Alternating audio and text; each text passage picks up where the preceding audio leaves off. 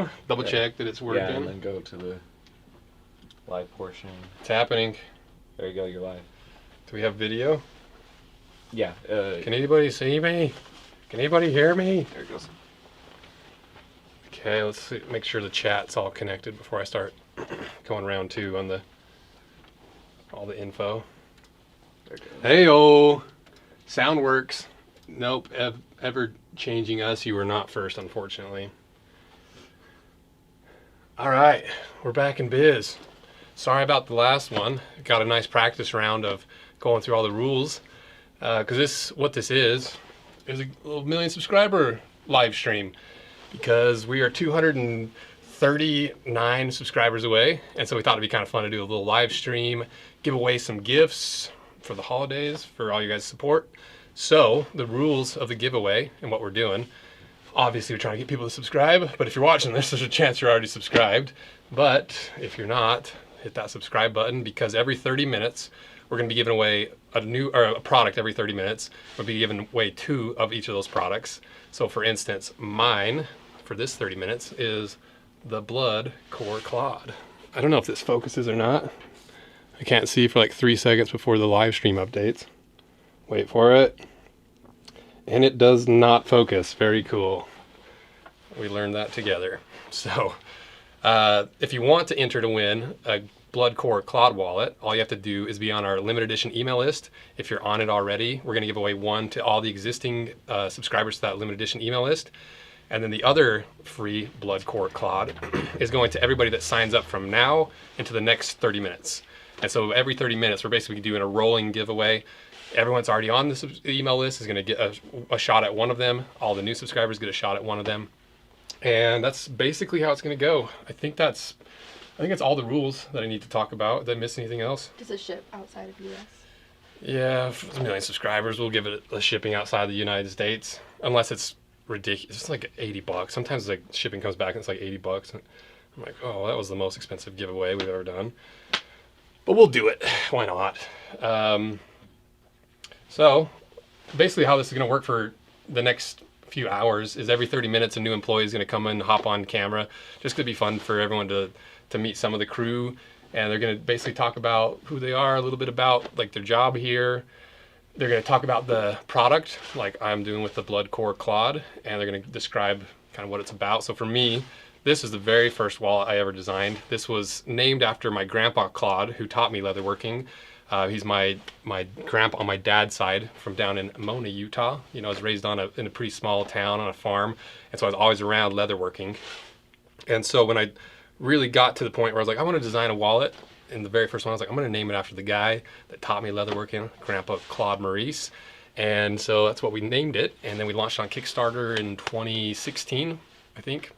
Raised like 12 grand, and that was like crazy to me because I was in college and I was like, oh my gosh, $12,000, like we're rich, we made it. We don't have to eat at McDonald's anymore. We can go to Sizzler. We're upgrading. And then all the money immediately went into production. But I was like, at least it was proof of concept. People like the wallet, and I love it because, and I know it doesn't really focus, but you've got 2 pockets in this wallet. And I'll show you with some cards actually. Some important information exposing cards. Where's my Sam's Club card? Sam's Club. So the front pocket, let's see if we can see it, is where you use your most used card, like your Sam's Club card. You know, if your ID, your most used credit card, you put it in that front pocket because it's a smaller pocket compared to that back pocket that has a rolled edge where you can fit a lot more cards in there. Because that's the problem with minimalist wallets, right? It's like you try to stuff all your cards into it, it's really, really tight, and you can't get out your most used cards. So with that, we solved that by having a stitch line, making this front pocket smaller, and then rolling that edge so we got even more room in that middle pocket there. Was that a beep? Was that our beep? No. Okay, well, hopefully the live stream's still going. We're working out the kinks, okay? It's the first time we've done a live stream. And we'll probably mute it in between giveaways because it's a little wild from time to time here at the shop. Kinsey saying all those inappropriate things.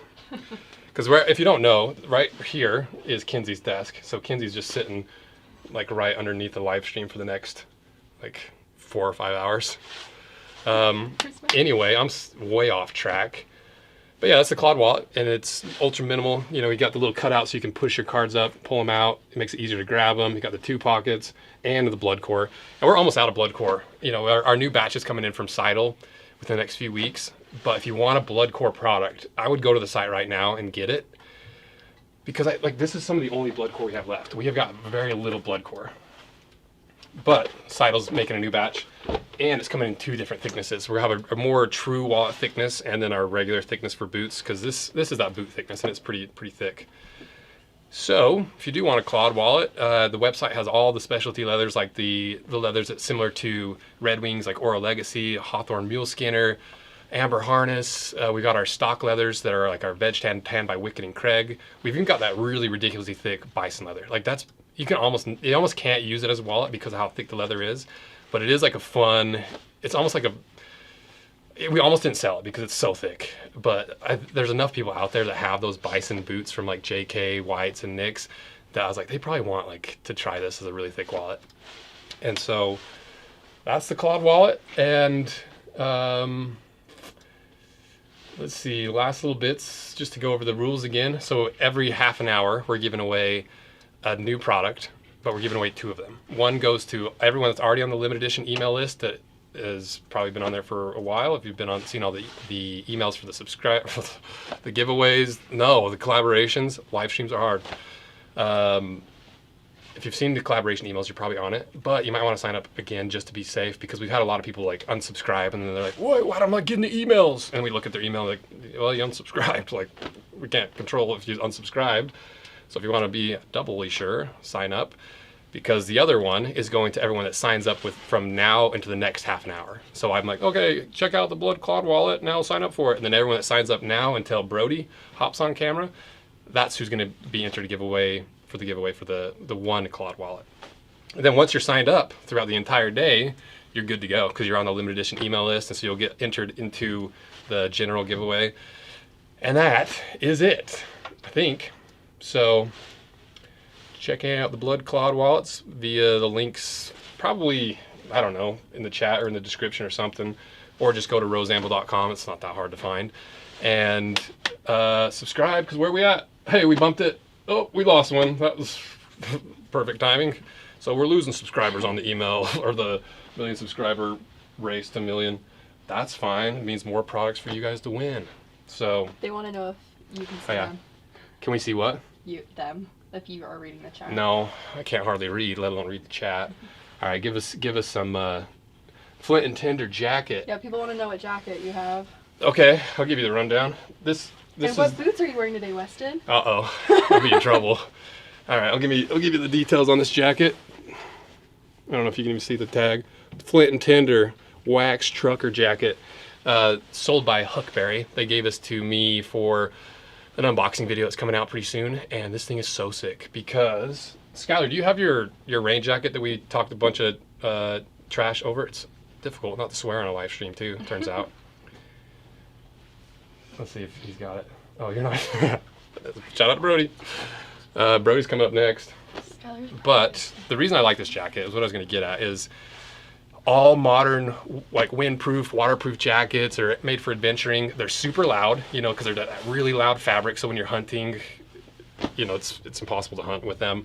If you're hiking, it's super obnoxious because you can't even hear nature noises. You're out there like listening to birds sing, all you hear is right? It's so obnoxious. But the actual functionality aspects of it, like the waterproofness, the windproof, the insulation, with synthetic jackets, you get like the Gore-Tex lining, you get the ripstop nylon, you get the windproof like nylon junk. And if you've had one of those jackets and you've done anything outdoors, you probably caught a little snag on a thorn going through like some scrub somewhere. And you're like, well, there goes my $300 jacket, because it's made out of thin little ripstop nylon that does not stop any rips.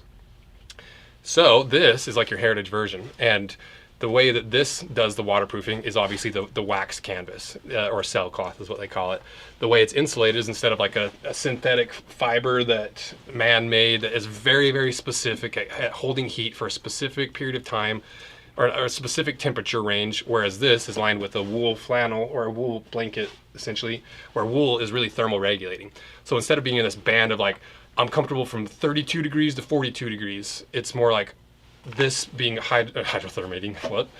This being thermoregulating, you got a lot wider of a band. You could start at like 32 degrees. It's going to keep you cooler, but because of the natural properties of wool fibers, where it absorbs water without being wet, it retains its insulating factor, and that thermoregulating is more of the, like, you stay comfortable over a longer band of temperatures. So this, to me, is more like 32 to 52 degrees because it breathes, because it regulates, because it absorbs like all your sweat, because it's just nature's perfect material. It's just hard to beat. But it is also expensive, and it doesn't have that same like outdoorsy look. It has more of a heritage look, and you have to maintain it maybe more than, well, you don't really maintain synthetic jackets, but you get the point. It's a very similar parallel to heritage boots, because in order to get all those really nice attributes, you have to break it in, you have to care for it, you have to pay that premium to get the premium materials, and I love it. The other jacket. They want to know what color your jacket is. Oh. I don't know which color it is. It's like the kind of olivey. I can look it up. Olivey color? I don't know. Kinsey will look it up for us.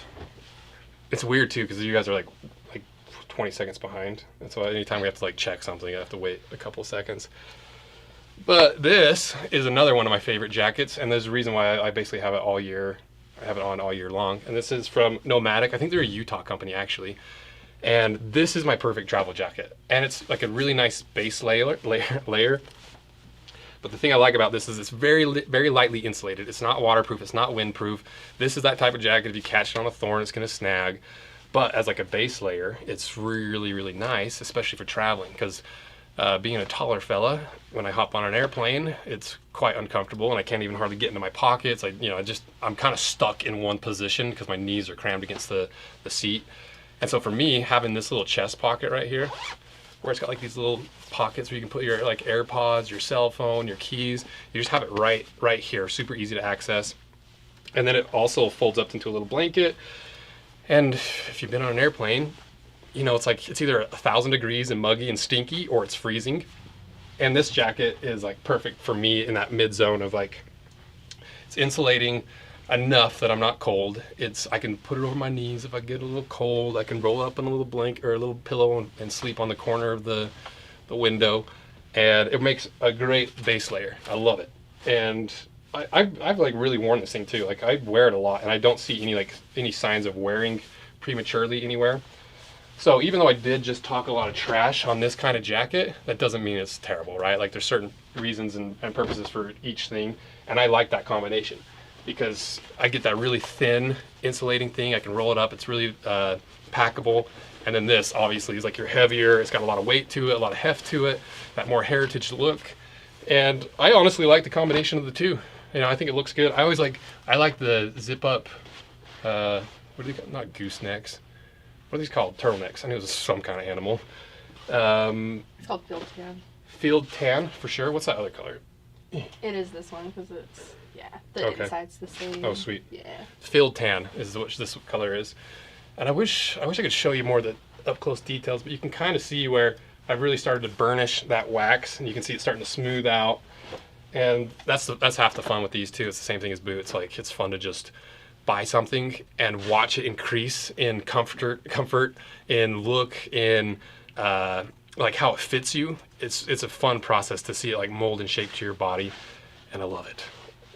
What other questions? Someone asked, what's your favorite cut of pants for wearing heritage boots? Oh, that's a good question. Well, I wear tons of grease point workwear, but like right now, what is this, fashion show? Okay.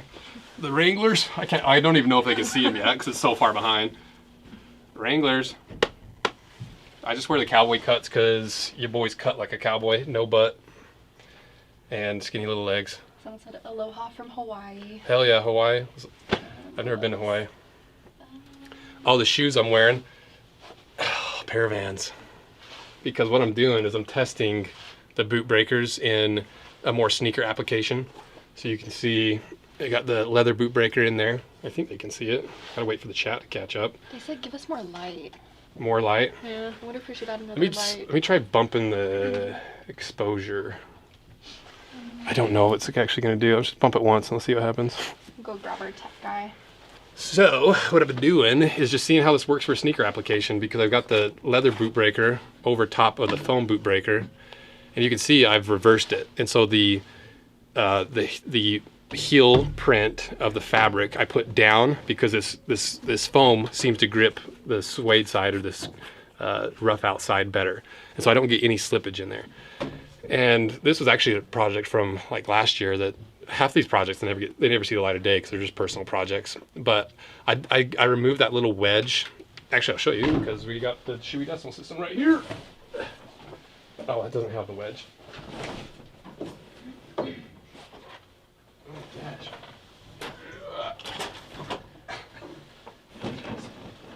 I got it. Oh. Someone said, have you tried not filming in a basement? Hey, we're doing the best we can. Well, wait till you guys see the shop tour. You're like, wow, that is very packed. But what I was getting at was this little wedge here. You know, you've seen it in your Converse. I just don't love the wedge. Is it on autofocus? No, but I can turn it on autofocus. Yeah, will you turn it autofocus? See what previous me from 20 seconds ago was complaining about? Someone said, what the hell are those wires? You quit asking questions, okay? We're doing the best we can. It's called electricity. And internet. Cable management system here at Rose Anvil HQ. It could use a little work. But look at me on the live stream like, is it working? Someone asked what we're giving away. Maybe you should talk about that again. Well, right now we're on the giveaway for the Blood Core Claude, coming with my free Sam's Club card. I've got like $100 of credit on there. But to enter to win the giveaway, you got to either, if you're on the limited edition email list, then you're already entered to win one of these. The other one of this Blood Core Claude goes to everyone that signs up from the moment we started to the top of the hour in 10 minutes. And Brody's going to hop on and do the next giveaway. Nobody's going to chat as long as I am going to, because nobody wants to be on a live stream, including me. But we're here. What's up from communist California? What? I thought it was gonna be communist like China or something. But like, oh. Anyway, back to what I was trying to describe. Let me have fun, guys. Everyone's distracting me, getting promotions done. Someone said, is your stitching as bad as your wire management? Our No, stitching is it's top not. notch. Maybe we'll show them the back of the shop at some point. Be like, does this look cheap? Does this look as bad as our cable management system? Anyway. I wanted to remove this wedge. I was just playing with it. You know, like the barefoot shoes are really fun, and like I don't like that wedge just generally. And so at some point I ripped these Vans apart and I took out the lasting material and I put in a veg tan lasting material. And that's about where the project ended until we did the boot breakers, and I've been running this looks like the 3.5 millimeter boot breaker and the 2 millimeter boot breaker, and I love them. They're really nice. I don't even know if you can see me. I guess they can kind of see me. Yeah, you can see the shape of my foot. Don't take any screenshots. Got to pay premium for that. But they are comfortable, and so it's been really fun. I'm also getting hot. It's been really fun kind of playing with all the different combinations of boot breakers and trying them in the gym green, the rugged African troopers. I've been running. I'll go get them actually. Let me show you, because those are probably the best looking. I need my shoe first. Of the troopers or the boot breakers.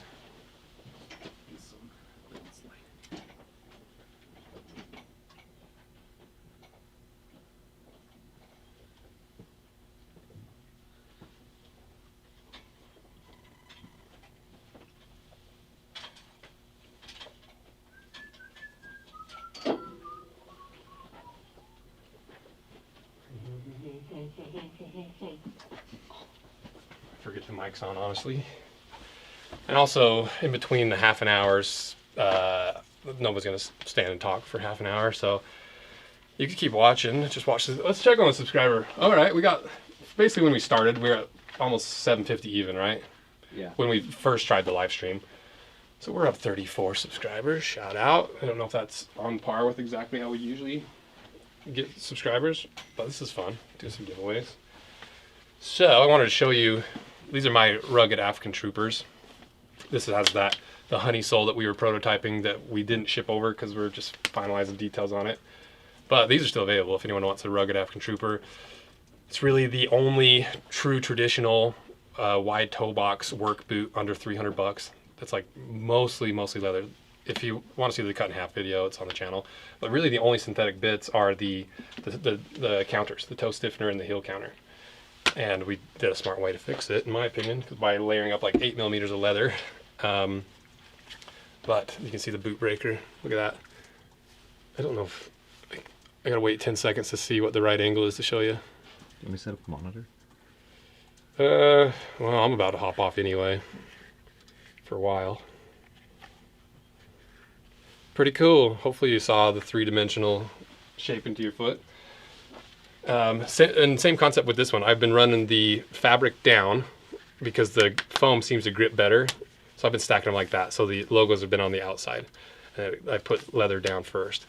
And I like it because it gives you just a little bit of squish underneath the bed stand, but you don't have to worry about this foam being an internal part that, like, if you take it to a cobbler, they're gonna have to rebuild the whole thing because it's literally just removable. So you get like the squish of the more synthetic boots in your heritage boots by just giving a little bit of squish in there. And you don't have to run both these. You can run whatever you want. You can run just the leather, just the foam, do what I did and kind of play with them in a pair of Vans. And that's pretty much it. I don't remember what I'm even talking about. What else we got for questions? Need to add a cork insole to the mix. Yeah, that's a good idea. Someone said they watched your original Kickstarter video with your floppy Hell yeah. hair. Who was it? My floppy hair. It was beautiful. Fabio hair. Oh, Fabio. Yeah. Who was it? It was a while ago. Oh, that's no big deal. I saw an SLC at the very Yeah, bottom. they're asking if we can buy stuff. Not and yet. sell it. Yeah. If you think our cable management's bad, wait till you see the rest of the shop. We got a shop tour coming up. And we're organized chaos, but it's chaos for sure. Because when we moved into the shop, it was me and 2 employees, I think, right? I guess do you remember? Was it when I moved down? Down here? Yeah. Was it just It's like you and Sam and Brody. Sam? No, Sam and Brody got hired after we moved down here. I think it was just the 2 of them. Well, it's Yeah. I think it was just those 2, wasn't it? I don't know. Yeah, I'm pretty sure when we moved in, it was just me and the 2 employees. And I was living out of the manager's office because Chuck, the owner of these buildings, is the nicest landowner or building owner or like landlord of all time. I'm like, hey, Chuck, I can't afford to live anywhere but the shop that I just rented from you. He's like, well, just don't tell me that you're living in the shop, okay? And I was like, message received. Like, and then, so shout out to Chuck. He's awesome. He's been a really good landlord. And Someone said, now, when are you coming down here to visit Jim Green's factory? me and Gareth talk about every time I get on the call, because we've talked about this a bunch of times, like when me and Gareth call, it's like 2 a.m. my time, 8 a.m. his time. And so I'm like tired. I've been working all day and I'm like ready to go to bed. And then Gareth is just waking up. And it's just like a funny overlap in that like gray zone between awake and asleep almost. They were just like, hey, what if we did this? Like, what about this? And it's a good time. And so eventually we're going to make it down to South Africa. It's just literally on the other side of the world, and so it's tough. But the thing I was trying to describe before I got sidetracked by wherever I was talking about was we moved in here with 2 employees, and I was living out of here. And now, right now, we've got, not including the temps, I think there's 15 of us total. And with the temps, there's probably 3 or 4 temps back there, right? I think. So we're getting close to that 20 employee mark. And I don't ever want to get bigger than that, to be honest. I don't ever want to have like a giant company. I don't want my job to be managing and like running a business. I want to do the designing. I want to do like the fun things that you need a small crew for. But I don't want a giant crew. I do not want to have a giant thing. But the whole question that started with was, do we sell stuff at SLC? Not yet, but eventually. Once we hit that 1 million subscriber mark, we got some cool announcements coming up that you guys will like. What other questions do we have? More skateboard shoe videos. You say you what? I'm gonna kill the camera real quick so I can swap the battery. So it's okay. So if you want to announce that real quick. All right. Well, does that mean that the live stream stops? No, live stream keep going. I'm just swapping the battery. Okay, we're gonna swap the battery. So give us, how fast can you do it? 8 seconds, like a bull ride? Like that. Okay, here we go. 8 seconds. Beep, beep, beep.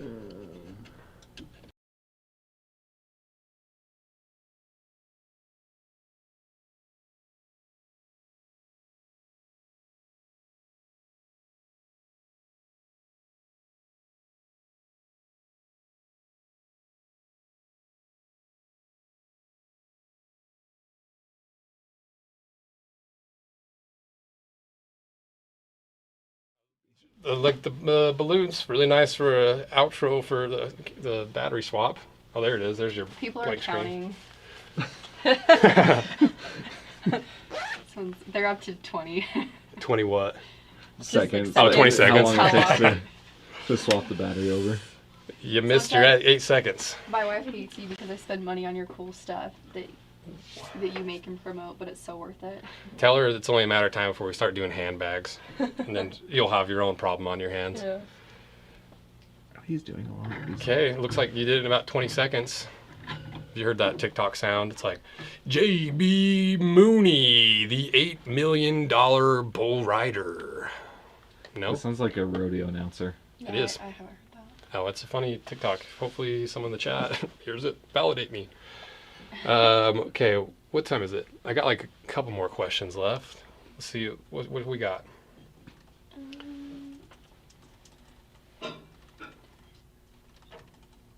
Someone asked how you got into cobbling a while about that. Basically when we started cutting boots and shoes in half, it's like, all right.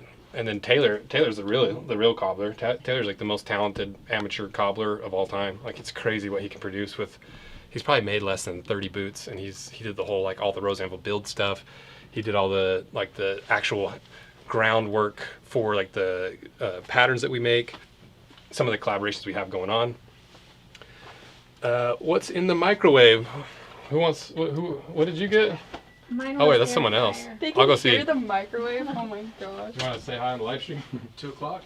Oh, it's your turn. Yeah, my turn. Okay. Just so you know, everyone can hear you, so say hi. Turkey. It's turkey. Josh is eating turkey. The live stream wanted to know. Oh, sorry. I asked Melvin, I was like, is it okay if I microwave my food real fast? And he's like, Yeah, that's Yeah, fine. that's It's right. funny. Everyone's just getting a view of what it's like to be part of the Rose Anvil crew. So we started half an hour late. So who wants to go first out of you two? No, you go. you four. You. Nobody wants to do it? I'll do it. What am I doing? Okay.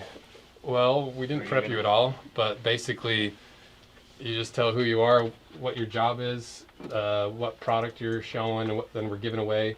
Just a little detail about it, and then basically the rules of the giveaway. But I will just help you with the rules of the giveaway because I have one of my slim or SPBs. yeah, maybe go grab that bucket of wallets. You just kind of walk through the various wallets and like the different pockets and stuff. Hey, it's an impromptu live stream. Okay, there's no rules here. But now that we're at the top of the hour, I'll give you the giveaway details while Brody's gathering the wallets up to show you. So every 30 minutes, we're doing a giveaway of 2 products that are basically the exact same. Like last half an hour, we did the Blood Core Clod. And one of these goes to the existing subscriber list on the limited edition email list that it's everywhere. And the other one goes to everyone that signs up over the next half an hour. So while I was talking over the last half an hour, all the people that signed up for the limited edition email list, there's a chance, whoa, Kenzie's puking. Anyway, I forgot what I was talking about. What was I just saying? Giveaway stuff? Yeah, well, if you're on a limited edition email list, you get one of these. And if you sign up for the next half an hour, you get another chance to win one of these.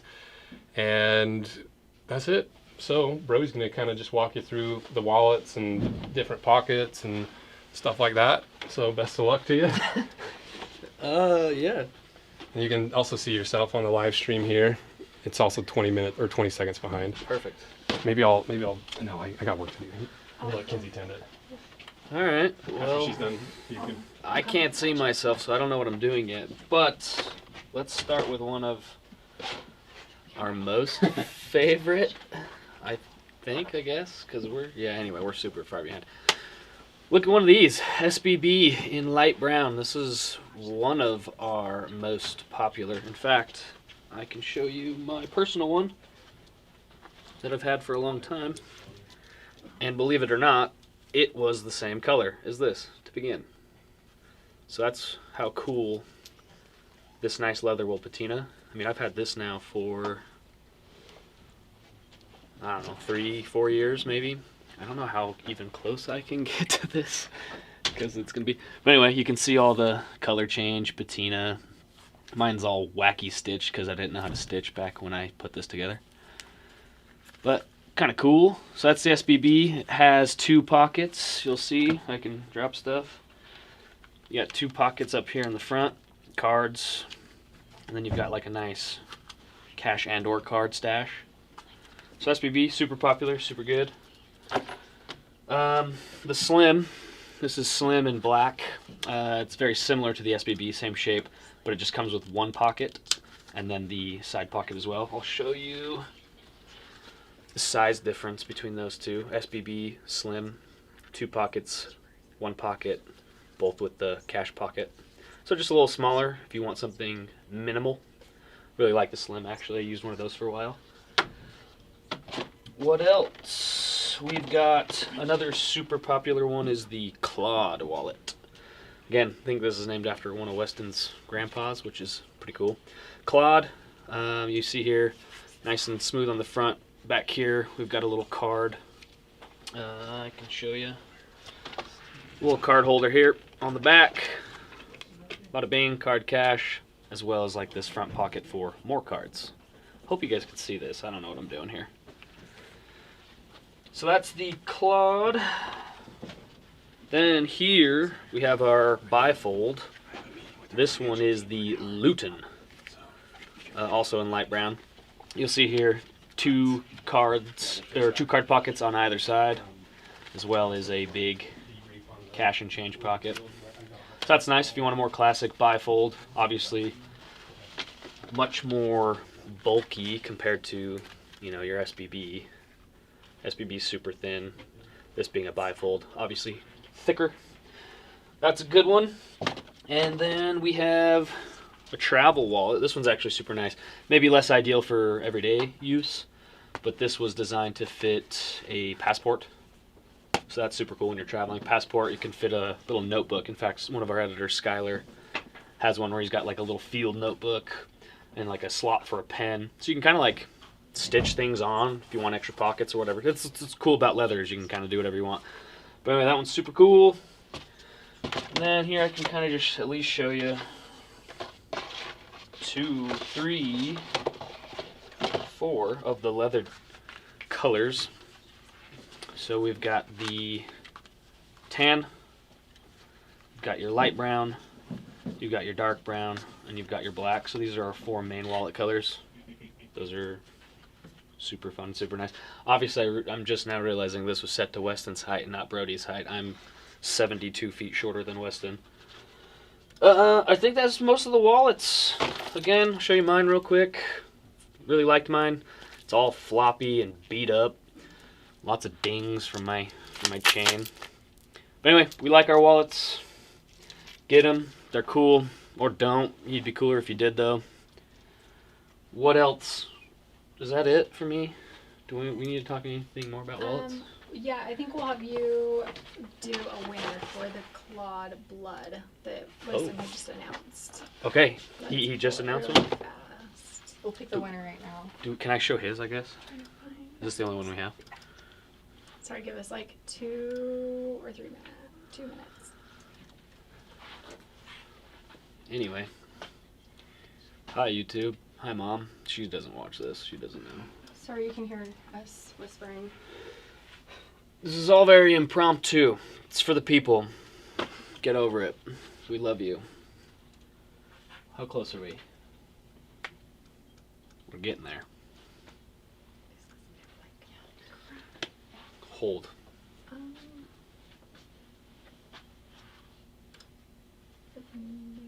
James Chafin. For the blood core?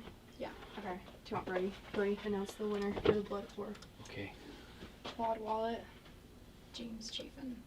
James Chafin. Okay. And where did this come from? Somewhere specific? Or is it all the same? This is the the new subs for the New subs. Okay. And it was or the new email signups for the limited edition email list. James Chafin. Chafin. Okay, we have a winner for the blood. Is it the Claude? Yep. For the Claude blood core leather. So this one's here is Weston's personal one. We will make you a fresh one. But the winner for new subscribers is James Chafin. James Chaffin. Whoever you are, Chaffin, James. We'll send you an email. We'll send you an email and a wallet. well done. Well played. And then, Good luck to all the other people. And then, wait, we have one more. Oh, we've got one more. And it's for existing limited edition subscriber. This is an existing limited edition email subscriber, so this person was already on that email. Go for it. So also just remind them, make sure that you are go in and make sure you are subscribed. Okay, yeah, that's a good point. So for people who think they're on the limited edition email list, just make sure you're subscribed and on that list. Obviously, that's going to help your chances of winning. But the winner of the already on the list is Jay Espinoza. Jay Espinoza.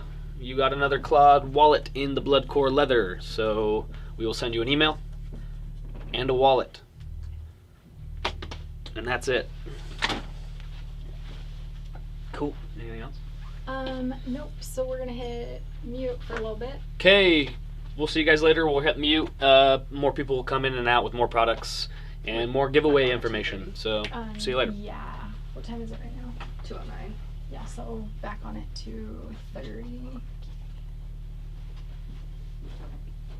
Should we tell them?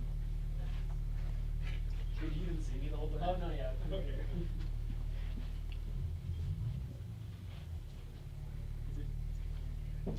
Okay, so we are going to take a break until 2:30, and then we will be back on. We're just gonna mute it. It's gonna stay live. You guys can sit and watch the counter if you would like, but we'll see you back at 2:30.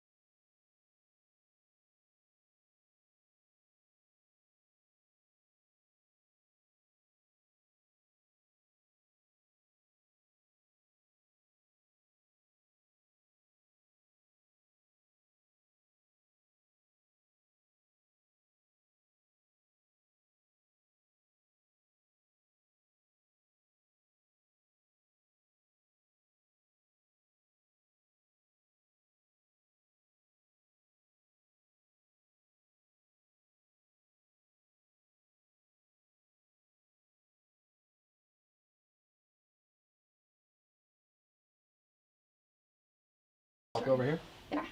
Okay, we're live So again. where's the camera? Unmuted. Right there. Yeah. Where am I looking? Right there. Up there. Ah, okay. Yeah. All right, people, we're back. So we're giving away 2 prizes every 30 minutes. I think you already heard that. So we're doing that next. This is for the what? You can introduce yourself too. Yeah, I probably should do that, shouldn't I? So my name is Grant. I work out in the back, so I'm one of Santa's helpers. I am a leathersmith, and I'm also a production engineer. So it's good times. But going back to what we were talking about, as far as the stuff that we're giving away 2 prizes every 30 minutes to 1 existing limited edition email subscriber and 1 new limited edition email subscriber. So if you are not subscribed, go ahead and do that. If you're already subscribed and like you're not getting the emails, go ahead and back on there and resubscribe, and you'll start getting the stuff and you'll have a chance to win.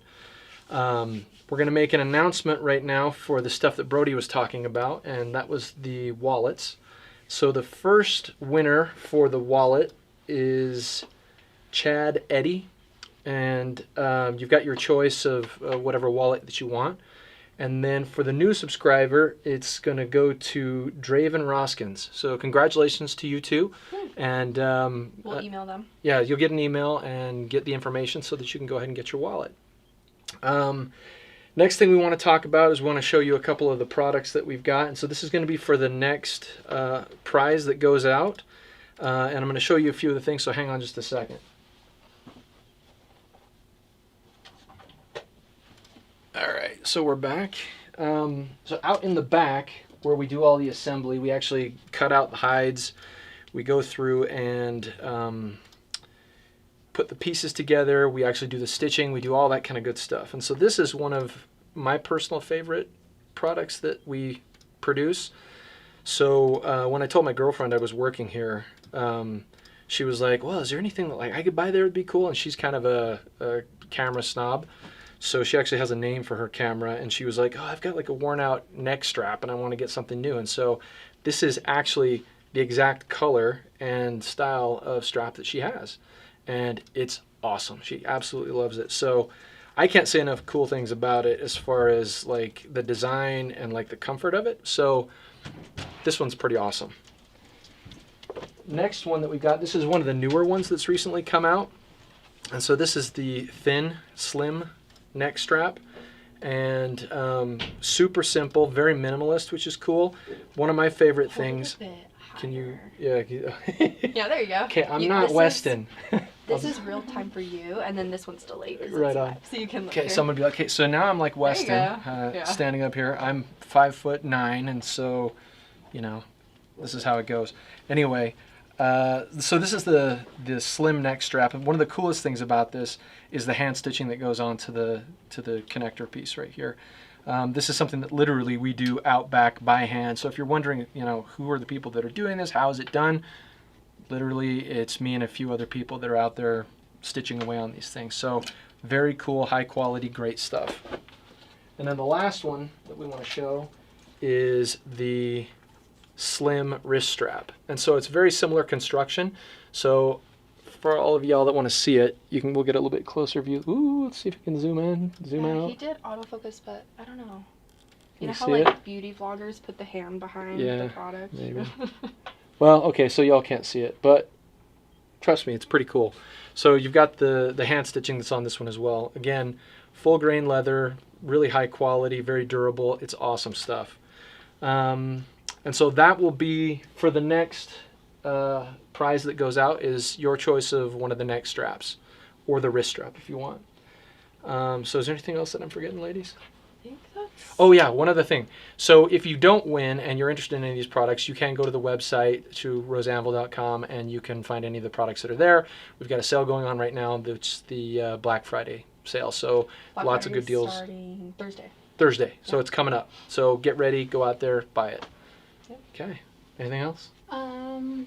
What number are we at? I wish I was standing here when it hit 1 million. I know. That would be like the coolest thing ever. We'll go get you. Yeah, I We'll want to. see. Yeah, that'd be totally cool. So in about 30-ish minutes, between 3 and 3:15, we'll have the next person come in. Cool. All right. So 3/3/15. That's when the next one's going to be there. We'll announce the winners of these goodies. Have a good one, guys.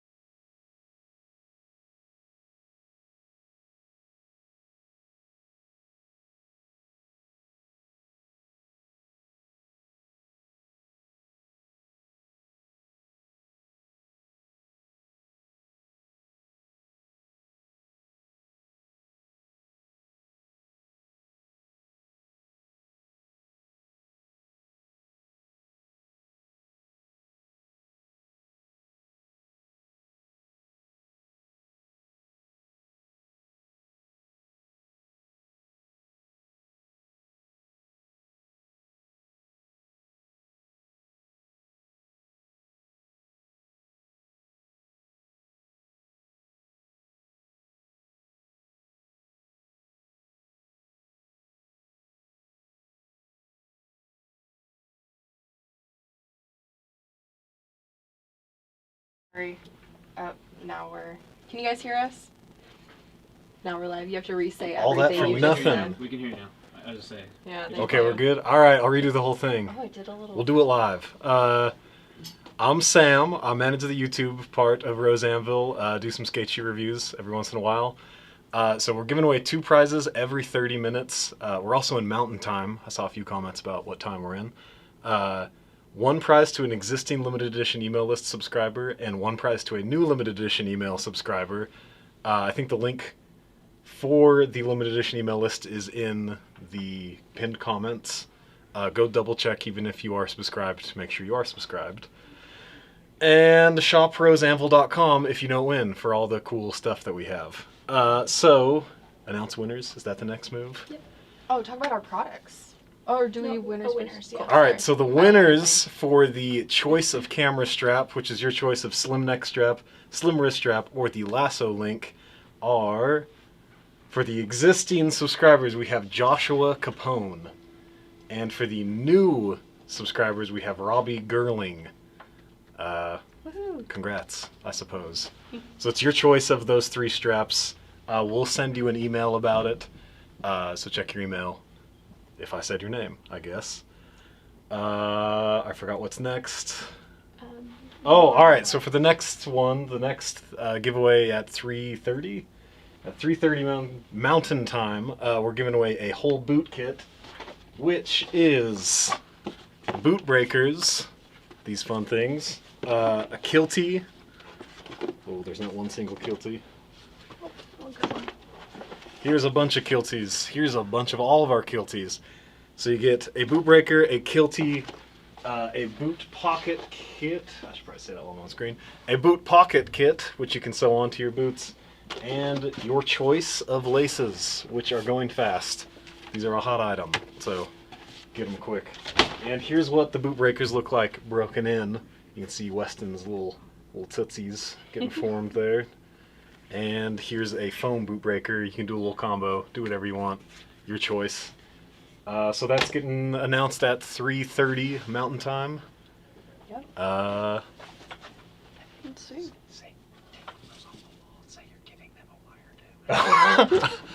We've just been told that we're also giving away wires. You can take 1 wire for each winner. I don't know. They don't win. Subscribe. If you don't win, go shoproseanvil.com to look at all the cool stuff that we have. We've released a bazillion products, and the boot breakers are actually really sick, so you should definitely get a pair even if you don't win. I think that's it. So check back in 30 minutes or so. 17 minutes. Maybe 30. Maybe 30 minutes. 17 to 30 minutes, somewhere in there. And maybe we'll get to 1 million by that time. So if that's it, I'm out. Gotta go record a video. So see you later, everybody. There you go.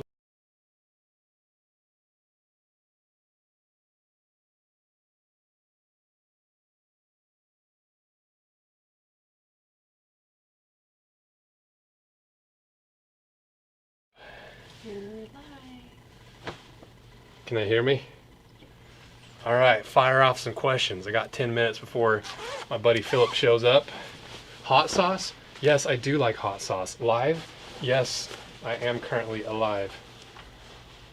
Whoa! Hello, whoa. Can we now? He's here. Yes. Are the Rock Roosters steel toe Northwood in the queue for saw? No. I already cut them plenty of times. It's just the same thing without a steel toe, I'm assuming. Can we get more wires? Yeah, I think we'd probably find a couple more wires. Here's one.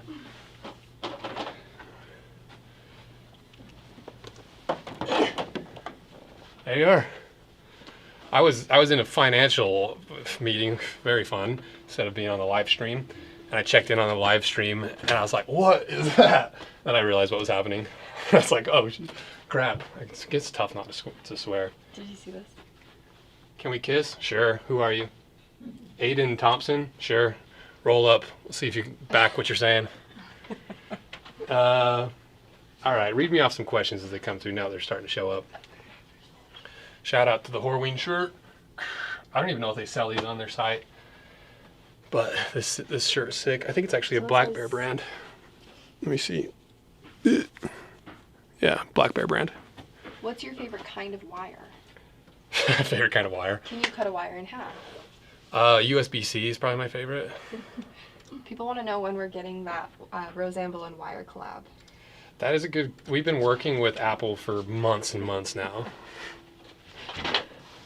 Sorry, let's see. How much does the camera strap stretch? It'll stretch just as much as a belt. You know, it's leather, so all those loose fibers, depending on the tannage, some tanneries and tannages, they shrink it, like shrunken bison. They take that huge hide, they try to shrivel it up to get as much of that pebbling as possible. Versus more like a belt style leather, it's really, really stretched. So if you've seen like Seidel's tannery content, you see those big panels that they have little clips that they're stretching it and they hang dry it and they put it through the dryer. That maximizes yield, but it also maximizes the tightness of the fibers. Oh, people want to know how tall you are. 5'2". Just kidding. And which pair of gym greens do you wear the most? These shameless plug of the Rugged African Troopers. I wear these the most just because we've been I've designed basically the whole thing, and it's like my perfect work boot, my perfect like pattern, and so I just definitely the pair of gym greens I wear the most. But honestly, the Razorbacks, the OG Razorbacks, that's a boot that I wish I wore more because I like those boots a lot, and yeah, I don't know. I think it's. I just always wear my collaborations because I've got to break them in, I've got to talk about them, and so that's what I end up wearing the most. Is mostly collaborations. People want to know if there are going to be more Drifter 3s available. No, they're sold out. The sale ended last Thursday. We might do another drop in 2025 because people love that blood core leather. People just. I love it obviously, and I was like hyped about it, and I was like, people are gonna love this. But then you get close to the launch of it, and you're like, I don't know, is it too red? Is it too this? Is it too that? And then everyone loved it, and so it's probably our most requested like product or like anything really right now. People like, give us the blood core Bear Slayers, give us the blood core Indy 5s, give us the blood core this, blood core mugs, blood core slugs, blood core slugs. Just like everything wants blood core, and I think we're actually shipping. I don't know, maybe I think we'd talk about it. We're going to ship some hides up to Goral in England and have them do some samples to see how they work. And so there'll probably be a blood core smugs launch next year, which I really want. People want to know what are some other things you want to cut in half? Other things I want to cut in half. How sick would it be to eventually like get to the point where we're cutting apart like the new Tundra? Like, hey Toyota, give us a $80,000 truck and we're going to cut it in half. Like, that's the dream, right? It's like to get to the point where we're doing similar stuff in other industries that I'm interested in. What else do we have? Japanese world. Oh, I'll be back.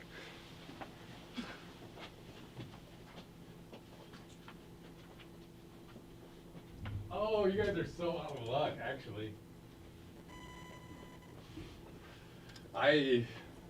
How unfortunate for the live stream. I have a sample, and it's been at the shop for like months because we've been working with another company to do some cool stuff with it. And I took them home yesterday for the first time ever, and they've been sitting on the shelf for months and months. So I was going to show you a little preview, but I can't because they're not here. But I will show you the one it's based off of. So you're going to be shocked at how close the real deal is to this. It's not official yet. It's not signed. It's not like, the prototypes are basically done. So it's about as close as we've ever been. And the collaboration is as close as we've ever been to being as true to like the original boot that it's inspired by. Because obviously some people are like, that's not a jungle boot, man. It doesn't have vent holes. I'm like, okay, yeah, it's also not the concept. And everybody that was upset about that, they're going to be in love with this boot because this collaboration is going to be so close to the original that there's going to be some like inherent issues because it was an 80-year-old design, but that's going to be part of the fun, I think. And so everyone that was very upset about the Indy 4 not being technically a jungle boot, you'll be happy. Just give it some time, relax. It's no big deal. It's just design. It's just footwear. Next question. What's your favorite last? For the Pacific Northwest brands, I love the Munson Last by Nix, but that's not like a traditional P&W Last. If I were to just choose one, it'd be the 4811. I love that Last. That's what the drifters are built off of. It has that crazy arch support of like the arch ease thing that White's is known for, with just a little bit wider toe box. That's my favorite P&W Last. Someone asked, what's your most worn boot of all time? That is a good question. Oh, what's up? She's recording me too. I'm on camera all over the place. Most worn boot. I don't know. Let me go look at my office. Give me 30 seconds. Weston just keeps leaving. Bye, Weston.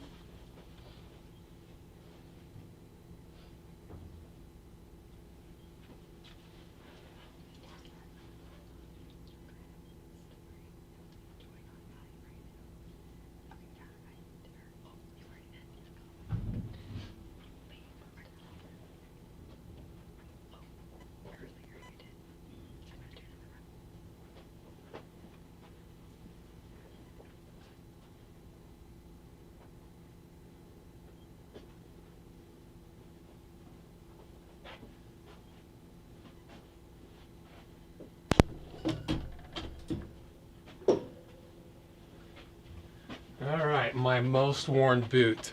The boot that I love the most, Alden Indy 405. Best boot ever made in the history of mankind. Just kidding.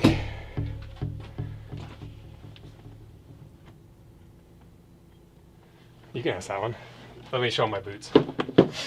Okay, most worn boots. Drifter 2s, I wear a ton. You can see how worn in these are. Says, okay, yeah, it looks, I guess you can't really see too much. Let me fix this. We'll give you a spotlight. Sorry, Kenzie, I'll move it back.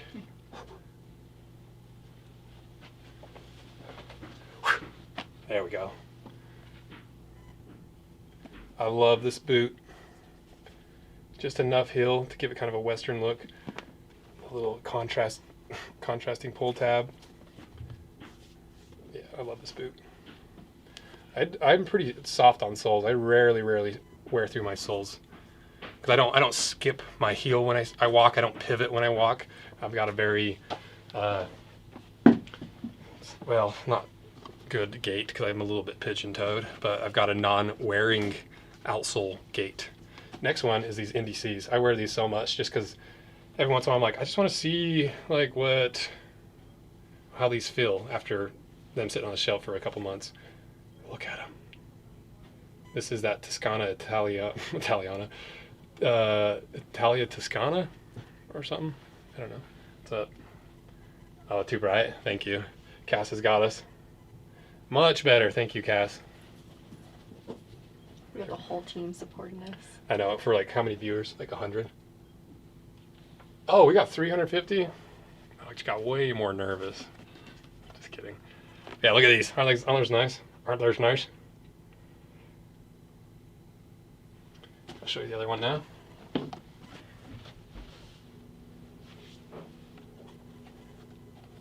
I must have shined them right after the last time I wore them. But these are the Indy Cs. So I think after the Indy 2, Nix made that boot for me as just like a thank you and just like a project. They made some videos on it. We did some unboxings, and it's cool to have like a Cordovan work boot that's actually built like a work boot. But what I've done with these is, you can see I've slowly just destroyed these laces. Because leather laces, they've got all their benefits, and we sell our own leather laces. Another shameless plug. Because we basically went to the same guys that make these for all the work brands. We're like, can you just make it a little bit thicker, and can we have like a bunch of random colors? They're like, yes. And so that's why we kind of got them, because occasionally you end up with the lace from some of these guys that ends up a little bit too thin. It stretches and pops, and so that's what happened with this. And I just ended up starting to lace these pretty low to where I just kind of speed lace them on the bottom too. And then I just kind of stack my pants on top. So I liked the way it looked. And then now you just end up with a unique, maybe not the best, like broken in shape. You know, you can see how much it pivots there. But pretty cool. Eventually I want to put a wedge on this because they're really heavy. And, you know, a lot of that's due to that really thick midsole, the leather midsole, the heel stack. So what I want to do eventually is give this to Taylor and just be like, all right, sand all that off. Let's clean it up and just put like a really lightweight wedge on it. So those are my two most worn boots probably. Nicks and whites. Not Alden. It was a joke the whole time. It fooled everybody. I was fooled actually. I was You're like, wait, oh, what? did they buy him? Yes, Alden paid me $1 million to shill for their Someone wonderful asked, products. did the Twisters production company ever pay you royalties for the use of your camera straps? No, they did not.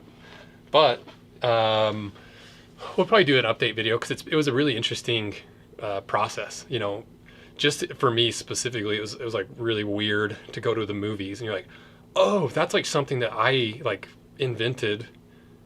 Now it's in a movie. Like, and I'm like sitting in the theater, like looking at my product that I designed in my bedroom in Logan at like 2 a.m. right before the Kickstarter, and like I was 27, you know, and it just like I was like, well, we'll see if this works, we'll see what happens with it. And now like a few years later, it's in like the blockbuster hit of the summer, which was just cool in and of itself. But we definitely saw an increase in sales. You know, we've probably at least several times more of that specific product sold since then. And I'll do a follow-up video just to kind of show them like, hey, look, even though they stole our design, we busted them, we still came out like mutually beneficial, or at least it benefited us. And fortunately, my cousin is actually a patent lawyer, and that's why we ended up with a patent on the harness. And so I was like, hey, Thomas, what do I do with this? Like, do I go after him? What do I do? Like, and he was kind of the same opinion. He's like, it's helping you make some money. It's promoting your product. You've like pretty well established on the internet now that like, that's my camera harness. The flag's in the ground. Here's the proof. Unequivocally stolen, in quotations, from Rose Anvil. And he's like, you're gonna get more from that. You could go after him. You could try to sue him. You could go after for like potential lost revenue based off of them not giving me credit for a patented product. But it's just like, I'm not trying to make money by like being a legal shark trying to like catch all these brands and stuff. I'm like, we've made money.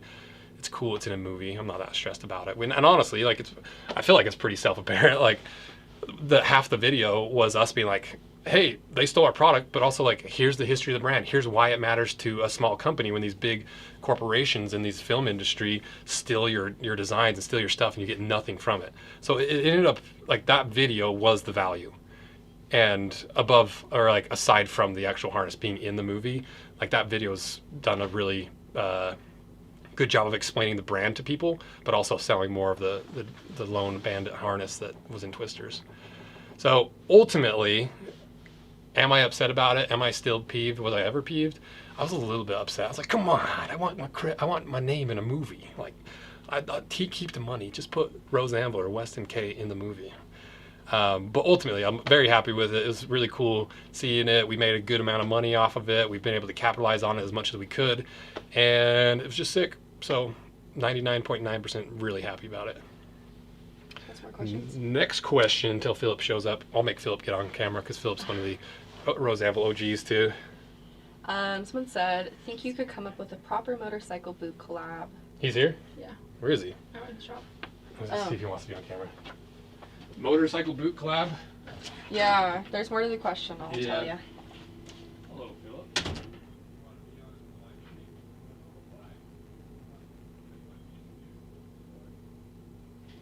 Sure. Whizzing. All right, I found Philip, but he'll be on in a second. You're right there. Motorcycle boot. Yeah, that has as much protection as a motocross boot for ankle and shin protection. Maybe eventually. You know, like my Harley's been in the shop forever. The Blue Crush Harley we made on the channel. It's an old shovelhead.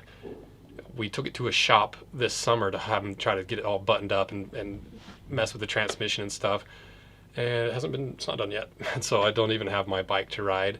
I've been thinking about picking up a little Sportster because I would love to have a little Sportster just from the angle of like it's reliable, it's more comfortable than a hardtail, you know, and you can get like the 1200cc Sportster is a quick little bike. You know, it's like people are like, oh, don't get a Sportster. Those 800cc, they're not very fast. It doesn't have the torque of the big twins. And I'm like, okay, but also they're so fun.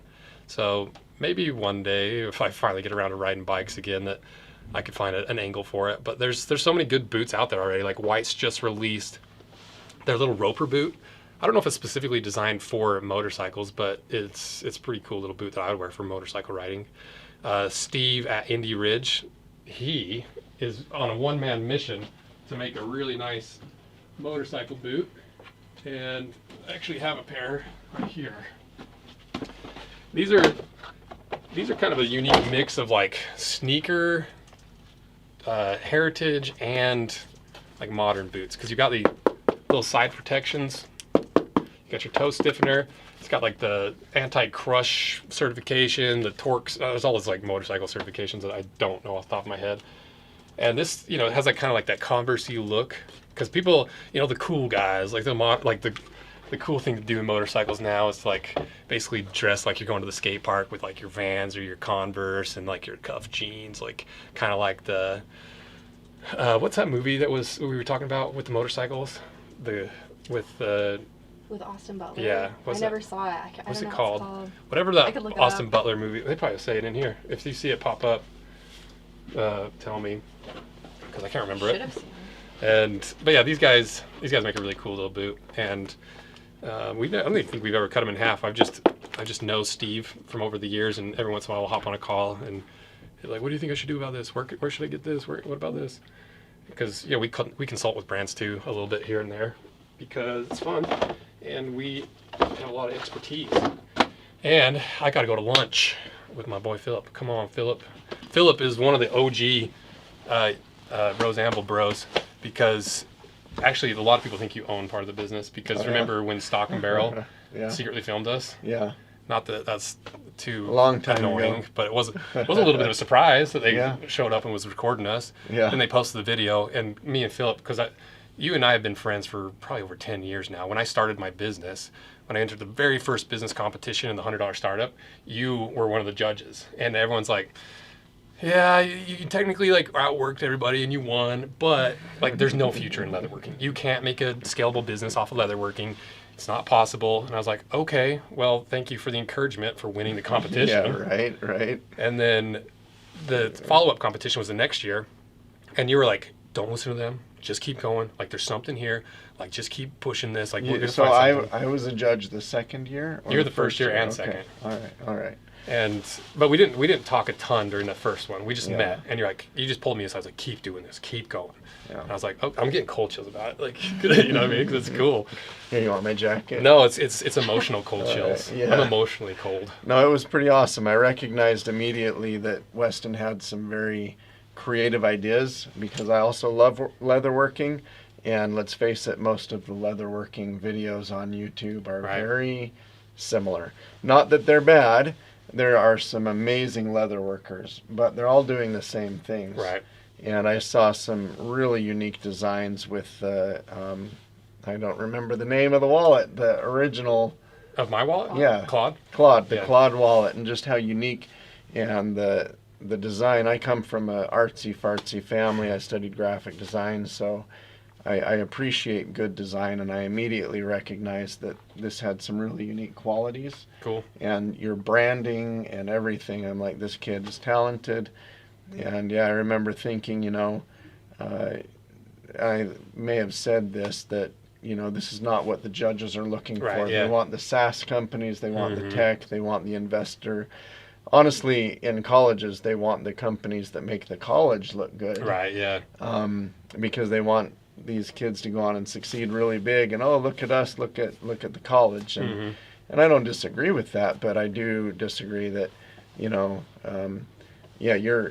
your company had something unique, and so I was really excited for that. Well, they weren't wrong. So. Like ultimately, like if I was one of the judges and someone's like, hey, look at these hand-sewn wallets, I'm going to make this into $1 million business. I'd be like, no, you're not. It's not going to happen. And there have been plenty of other competitors who come through their ranks who you're right. You know, they have physical goods, they have clothing, they have wallets, they have different things, and they don't go anywhere. But so yeah, that was just the first business competition, because then the next year I entered the bigger one for existing businesses, and that one was even worse. I think I took 4th place, and I was all fired up. I was so mad at the end of that because you're making real sales. Yeah, and I was like, you I've got have a real business here. Customers, and other people win who only have ideas, or they win actual real cash. Right. But you know for a fact they're not even going to keep doing their business because they've told you so. Right.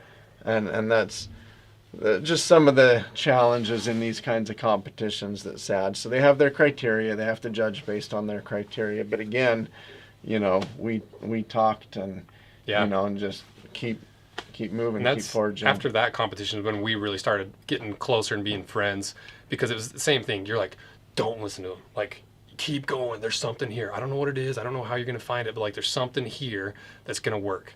Yeah. And honestly, that everyone else, all the other judges, like them saying like, give up, it's not going to work, was like fuel for years. I'm still getting cold chills about it, because I'm just like, oh, you said I can't do it? I'll show you. Yeah, gonna prove. But without that, I wouldn't have, like, without them saying like, it's not scalable, you can't make it. I wouldn't have been in the scalability mindset. I'd be like, well, how do I make it scalable? Right. Like without that feedback, because it's solid feedback. It's real. Absolutely. And it's honest feedback. Yeah. I just took it as a 25-year-old guy, like, you say I can't do something? You know? Yep, absolutely. No, you've done an amazing job. Thank you. I'm blown away that there are 999,000 subscribers now. Yeah. What, and 900, what a crazy journey. I remember when there were like 1,000. Right. You know, and you're trying, again, not that it was bad, but you're trying the videos that everybody was doing. Yeah. Kind of a DIY, kind of a different projects, and there were cool projects and stuff, so they garnered some followers. But then to completely invent a whole new category. Right. And I just saw that you were on GQ. Yeah. They say Did that you talk sexiest about man that of the year. yet? Yeah. The first time I've ever had a YouTuber as sexiest man of the year. Yeah. I've like scheduled my shoot. I'm pretty sure Gotta that get the wasn't abs on point. I'm pretty sure that wasn't part of the article.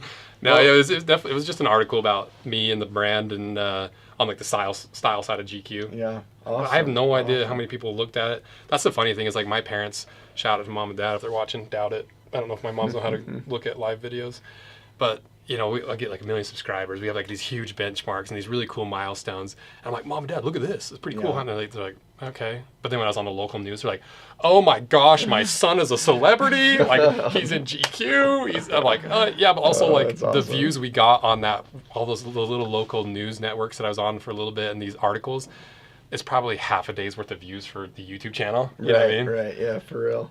But so then after, because I think it's interesting. Like, I think we're supposed to talk about another giveaway product, but yeah, go ahead, give something away. Well, that's someone else's job. But I think it's an interesting story with you and I, because you were like the businessman. I was like the college kid that had like these dreams and ambitions and drive. And after that second competition, you kind of were like, hey, you didn't win. You didn't even win any money, but like, let me just kind of mentor you. Like, no big deal. Like, just check in with me every once in a while when you have some questions, when you have some ideas. And then there's a couple other guys that also came, like, pulled me aside after the end of it. Were like, hey, if you need anything, let me know. Because like, your idea isn't there, but everything else is there. Yeah. And I'm like, okay. And so then that's when we started the YouTube channel, because Dallin, my little brother, for a school project, he's like, I'm going to start your YouTube channel. And I was like, yes, please. Nice. And so that's when we started doing the crafts, because my roommate, Brian Schmood, he had a channel that had like maybe 200,000 or 300,000 subscribers. Jerry Rig Everything had like 4,000 at the time. Well, only 4,000. I'm sorry, 4 million. 4 million. I thought it was 4 more million. Than And so I saw the value of like the potential. I just saw these guys. I'm like, oh, you have your own built-in marketing platform. You have an audience that is interested in your industry that you can talk to on a daily basis. And so I was like, okay, I want to do that. Like, how do I get into the industry? I like leatherworking, I like woodworking. So that's when I started doing the crafts, and I started doing the DIY stuff. Yeah. And it wasn't until you and I started working together, because it wasn't until after the Kickstarter that I started doing the boots and shoes. because you and I were kind of started to become friends. I was like buying Cordovan. I was like, hey, Philip, I'm going to buy some chips from Horween, from like this. Do you want some? And then I was out painting cars on the car lot. Yeah. And I was like, I got a surprise for you, Philip. I like give you a big old box of Horween leather. And then Horween is the most expensive leather in the world. it's up there Oh, at least. there The you Cordovan go. is. Yeah, the Cordovan from Horween is some of the most expensive leather in the world, at coming in like at $100 a square Yeah, it's like foot. 150 for like the nice stuff. Yeah, so gorgeous stuff. And actually, it's for anybody who cares, from the top of the butt Oh, right. of the horse, and it's actually a membrane that they have to scrape off some of the top layers to expose and get down to. Yeah. So it's only about like this big, and Oh, I thought I had my Cordovan. that's what they make the $900 pairs of shoes out of. That's Cordovan. Yeah, it's gorgeous. Anyway, Yeah, so we started to be friends. You started mentoring me, giving me some advice, figure Yeah. out how to make this scalable. Yeah. You're focusing too much on this. You got, and which is huge for me, early days of Rose Anvil. yeah, And then we started working on the Kickstarter. yeah. So my friend India, who's a world famous photographer, she had one of the holdfast harnesses, and she's like, I hate this thing. It keeps like Catching your her skin, catches your hair. hair, catches your clothes. She's like, will you make me a camera harness that doesn't pull my hair? Speaking of hair, how long was your hair? It was long enough that when I was in the shower, I could just lean my head back, clench my butt cheeks, and hold my hair in my butt. So that's how long it was. So probably he a also solid 4 had foot this. long. Weston also had this problem with the holdfast camera harness. Yeah. So you designed a completely new Right. harness, got a lot of, especially women photographer Right. feedback, and that just blew up. That was the real first major leap Right. in your business, away from just traditional leathercraft, inventing something creative that solved problems that nobody had ever done before, Right. which I love. You had already had some really unique wallet designs. For anybody that hasn't seen the wallets, it's almost impossible. Not impossible but how you solved taking 4 layers of leather to make a wallet so thin. Usually these things are like bulky even without any cards in them, and so I was already really impressed with your ingenuity, and then taking that to the camera harness was just really Oh, thanks. interesting. So in fact, I think that, just quick side note, at some point in your illustrious career, you need to start doing like a design channel or something, as well as I'd love to. product design as well, because your thought process is really unique. Oh, thanks. And your artistry, your design style. Well, that's what I love most. Like, love boots and shoes, love somewhat being a YouTuber. Yeah. I just love design. Yeah. And that's why Yeah. I think I like the YouTube channels, because I don't get to design, but I get to analyze other people's designs. Yeah. Okay, why'd they do this? Yeah. What's this do? Yeah. That's clearly used to hide this, and this. And then also building a YouTube channel, Right. because obviously you've got a lot of ideas and a lot of experience, and there's so much that goes on behind the Right. scenes, and talking about the launch, and talking about story brand. Yeah, even just strategy. Story brand. He literally story brands every single video. Yeah, we do now, Right. especially the marketing team. Kenzie's right here, I'm right here. sitting Right right there. underneath the camera. Anyway, sorry, I digress. But yeah, that's the goal. It's like, because that's my favorite thing, and that's why I think why the YouTube works, and to kind of complete the whole story of how you and I have worked together, I launched Zach, actually, Jerry Everything was like, hey, I'm getting married, and this was, I think, late 2019 or 2018 or something. I was like, well, I'll make you a ring. Like, we brought his wife's wheelchair in. It was titanium. We cut a piece out of it. We made the gold around it. And then he's like, I'm going to post this in a couple months. And I was like, well, I'm going to make some more videos, because it's been a while since we made some. And that's when we started playing with the idea of unboxing some boots and judging leather. Yeah. But it wasn't until after that video went live with Jerry Everything, and once like the sales started dropping off because of COVID hitting, like in around that same time, is when I was like, well, what do I do? I'm just going to cut these docks in half, and around that time is when we were in that Smithfield shop together. Yeah. Remember? And then, and so basically from then and the entire time, and that's around when the Stock and Barrel came by the shop because you and I were like, yeah, do we go into business together? Like, do you think it would be beneficial? Like, do you have the time to do it? Do I want to give away portions of my business, even if it is like one of my best friends? You know, we were going through this, working together for months and months, and ultimately we decided it's like, yeah, you got some other projects you're working on. I want to have full control over my life, even at the expense of not working with one of my best friends. You know. Well, we're already working together, and I bet on the wrong horse, obviously. Hey, well now you know. That's all right. Bet on me next time. Yeah. But like that wasn't like a falling out or anything. No. We just kind of were like, oh, let's work on this. And ever since then, you've been like a huge part of like the inspiration, the strategy, the branding, like the overall big picture. Anytime like, because like I went to business school. Like I've got not according to GQ. GQ thinks I went to metallurgy school. Whatever. Hey, that is one of the trifecta of manhood. Is wood, metal, and leather. Yeah. So. And so I don't remember what we were talking about. The degree in business. Oh yeah. And so I got my business degree, but even still, it's like they don't teach you how to run a business. They don't teach you like anything really. They just teach you general concepts, and then you have to kind of figure it out as you go. Yeah. And and basically ever since you and I, we meet up at least every other month or so. We'll go through spurts of just being like every day hanging out. We work on projects together. I'll need your help with something. You need my help with something. And so it's been super fun. Yeah. Well, and it's been cool to have you as a huge mentor because like, a lot of the success is directly attributable to your mentorship. So thanks. Well, it always helps to have a good mentor. I've does. That is so valuable in my business career. And so it's been an honor, and I'm excited for the future. We've got a big project ahead of us next year. We do? Yeah. Is it? Okay. I don't know if we can say it on go stream. talk about that off camera. Yeah. Okay. Oh, yeah. we got a couple projects for next year.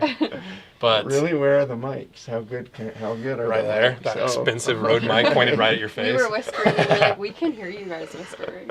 That's okay. Right. We don't say anything inappropriate at Rose Anvil ever. Yeah, no. But yeah, so I just wanted to kind of introduce you to everybody because you have been such a huge part of the business, and we're going to lunch, and it's 90 or 85 subscribers away. We might be at lunch when we hit that 1 million subscriber mark. No. We'll have to hurry and I know. Just switch. turn the live stream on Switch. your That's phone. true. Exactly, just on the phone. Yeah. So. Record yourself. Well, pleasure. Thanks everybody Thanks who's for hopping on. joined us for the ride. It's been amazing. Yeah, it's been cool. You say how much I did. Obviously, the bulk of it is in the execution. An entrepreneur can have an amazing idea, but without taking the risks, putting in the time, the grueling hours, and like sleepless nights, risking your own money, it doesn't happen. And so, props to you. Well, thank you. And your team. What an amazing team. I'm going to take that compliment and give it to my teams because compliments are uncomfortable. But yeah, without the team, especially, couldn't do any of it because people don't understand. Like the YouTube channel is only a few hours of my week. Yeah. You know what I mean? Like, obviously, I'm thinking about it. I'm designing products. I'm doing other things. But the actual like boots on the ground, me working on the YouTube channel is only a few hours a week. Yeah. Because most of what I do is like running a business, designing products, Right. Like marketing, coming up with marketing concepts, positioning new products. Like all that back end stuff is really where I spend most of my time. Which is crazy though, because a year ago it was opposite. Yeah. And you were Maybe a couple of years ago it was. A couple of years, and you were looking for how do I get help and how do I scale it? How do I scale it? Because you have to be focusing on what you can do to grow and build the business. So it's an amazing journey. I highly recommend entrepreneurship, except it is really hard. Yeah, it's very hard but very fun. Like I basically gave away 5 or 6 of my years straight, just like probably 60, 70 hours a week on a lot of the weeks, and just like grinding, lost friendships, lost relationships, lost hobbies, lost health, and it's like, it is that sacrifice that has to be made for entrepreneurship, but it is a heck of a journey, and it's like, it's one of these things where you rock. Glad I did it. Yeah. But now my whole life is consumed by YouTube. But. All right. Well, we're off to lunch. Okay. See you guys. Who's next supposed to be? Perfect timing too. 4:00. Yeah. Okay. Good luck on the next giveaway. I'll be back in a bit probably. Oh, look at the mustache from the side view. That thing is overhanging. It looked like a bird beak. It looked like a freaking. Oh, I almost just swore on the live stream.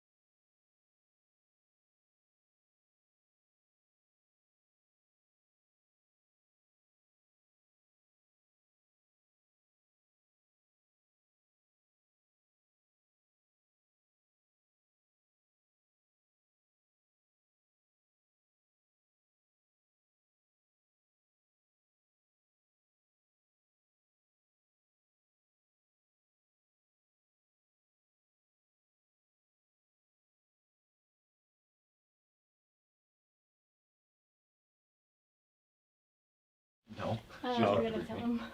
It's okay.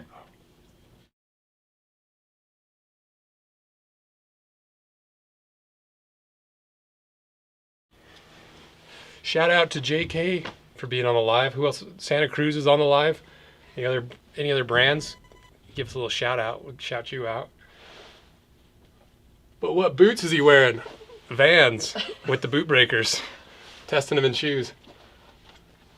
Not the Bear Slayers. Not the Bear Slayers. Tomorrow. Not yet. Yeah. Hot mic. No, JK says. Well, shouts out. I'll be back in like an hour or so.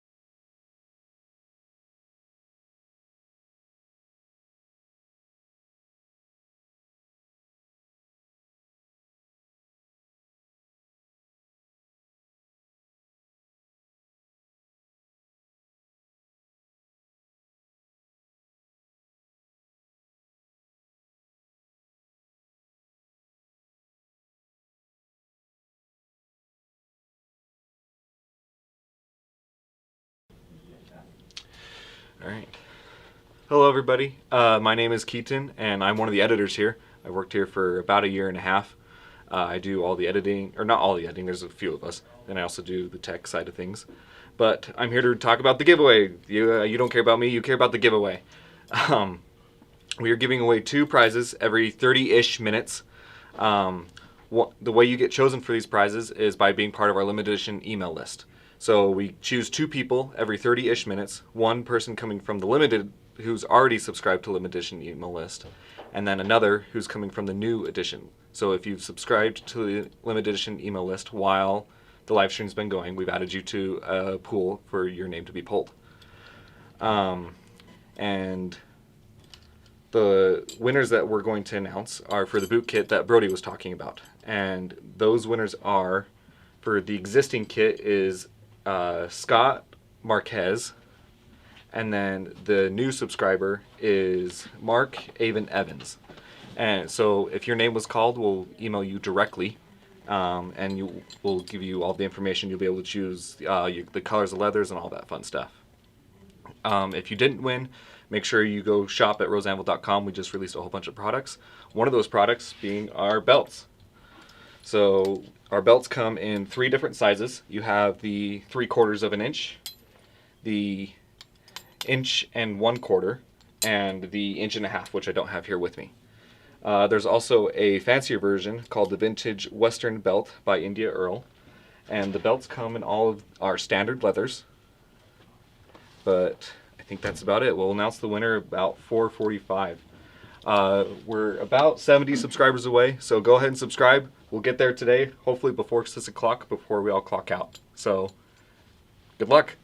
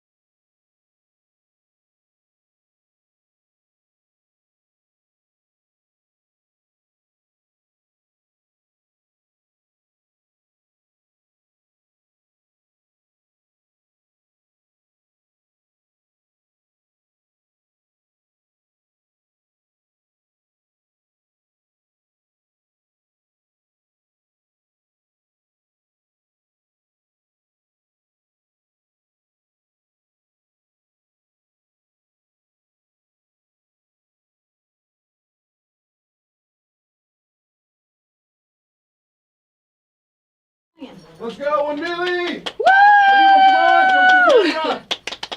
Yay, we're at 1 million! We're trying to get everyone because we don't want to be on camera by ourselves. There's just not a lot of space Come on. What are- Yay! is the Thank you audio guys on? so much. Yeah, thank you guys. fuck. Yeah, audio's on. Oh, I dude, should we're have at said. like 1,014,000. Woohoo! Yay! Thank you guys so much for all the support. Weston is at lunch right now, so he's not here, but I'm sure he's watching it live, which makes me even more nervous if Weston's watching. It's like, oh, they're messing this up. We tried to go grab everyone to come celebrate. Come on! Yay! Well, and I guess now is a good time to announce winners for our prizes too. Woo! I got some celebratory cookie dough at the gas station. That's where I was. I've been hiding in this corner the whole time. Yeah, we have another giveaway to do. The gift card? You mean announce it? Yeah. Okay. Yeah, do you want to announce? Yeah, the do you have winner, and the- we'll have you do a gift card. Or, yeah. You got it? Final giveaway. The big wire. Ooh. Yep. Okay, who's getting the final giveaway and some wallets? And we're announcing our newest collab with Wires. Just Wires in general, this not a happening? brand. Yeah, this is. Oh, We're live. I'm just gonna hold these ice. I will get out of the way of the wires then. Who's doing the thing? There you. Damn, we are. Randy is the I know he's new. looking. It's new. We're getting it figured out, guys. Randy One is the sec. new one, and Tony is the existing one. So Tony's existing. Yeah. You got it? Are you announcing And then it, do you Keith? wanna- Yeah, I've got it. Cool. We're gonna just- Okay, so the giveaway winners for the belt are I have the existing was That one is. Sorry, existing is Tony. okay. Yeah. So the existing person who's already on the limited edition email list is Tony Bowman, and then the new person who joined the list is Randy Spruce. So we'll email you guys directly with all the information so that you can choose what kind of belt you want, what color, what style, all that fun stuff. So be on the lookout in your emails. For everybody else, congratulations. Thanks for helping us get to 1 million subscribers. We couldn't have done it without all you guys, obviously. But where do we go from here? Is it How many more giveaways do we I have? think the live stream continues until 2 million. Oh yeah, Oh, so yeah, help us So get na- over the now we're 2 going to 2 million million. subscriber mark. More wires. We're Tell 'em almost with the there. wires. Yeah. So should we do one more? Should we do a big one? The Yeah. gift Yeah, card, we, right? do it. so we'll do Yeah, another do big you wanna- giveaway. we're gonna do our giveaway. How long until the next big giveaway? I say we do it right now. Yeah. Okay, we're gonna do the next big giveaway right now, so hurry and get on the So limited edition email So list, anybody that and we will hangs do that. on until Me. should we say 6? Oh, We'll we just announce said it. In the next 15 minutes? Oh, We just said um, we're doing it oh, we're gonna draw right now. Yeah. Oh, okay. Okay. So Did you $200 announce what it gift is? card? Am I tall enough? Can they see me? All right. Hey, what's up, everybody? My name is Melvin. I'm one of the editors here, and right now we're gonna do a $200 gift card To the Rose Anvil store. to the Rose Anvil Store. store. So you guys can get whatever you want, and make sure to go to shoproseanvil.com to go check out all the products, and then we're gonna pick the. Yeah, in about maybe 15 minutes Okay. we'll announce it. We'll choose somebody right now, and in 15 minutes we'll come back on and Okay. announce it. Cool, yeah. In 15 minutes, we'll have someone for the gift card, so stay tuned.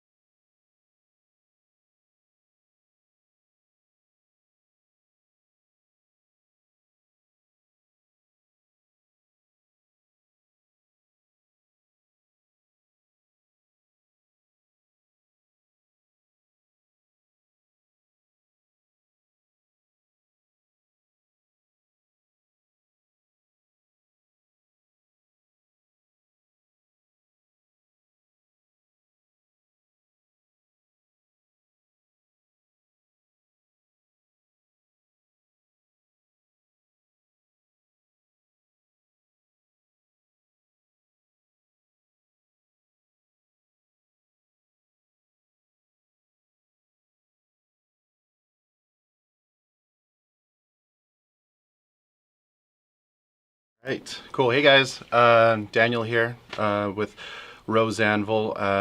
Sorry about the wait. As some of you guys know, this is actually pretty new for us, first stream. So thank you for your patience. If you're just tuning in, we are doing a giveaway, 2 prizes. One to the existing limited edition email subscribers. So if you've been subscribed, you're going to be eligible. And then the second prize will go to a new limited edition email subscriber. So if you're not on there, you can actually look at the chat. Kenzie pinned the comment with the link. Go straight there. And then from there you can subscribe, and that'll queue you up for winning one of the prizes. And then also, of course, if you don't win, you can always go to shoproseanvil.com.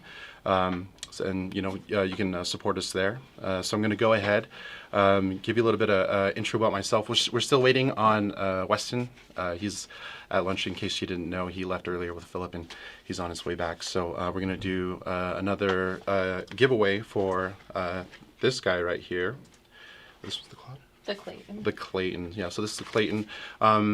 Actually one of my favorite wallets. So for me, I actually started back here at Rose Anvil in August. Came on as the help with marketing and sales, and I recently switched over to the manufacturing part. So I've actually been trained on how to put these together, stitching them and all that stuff, which has been really, really cool. So I can personally attest to how cool these designs are. It's really, really cool. So I'm going to go ahead and read off the 2 different names that won. Again, the existing limited edition email subscriber and new limited edition email subscriber. First one is going to be, do you have this? Oh, nice. For the existing, first one is going to be Jonathan Amadeo. So congrats to Jonathan. And then the second prize winner is going to be Michael Sia. So what we're going to do is we're going to reach out to you guys via email. So please keep an eye out on your inbox. We'll make sure that we get you guys set up for the Claude wallet. The Clayton wallet. And yeah. So keep an eye on that. And then Weston will be here soon, and it'll be the final giveaway. And yeah, stay tuned. Thanks.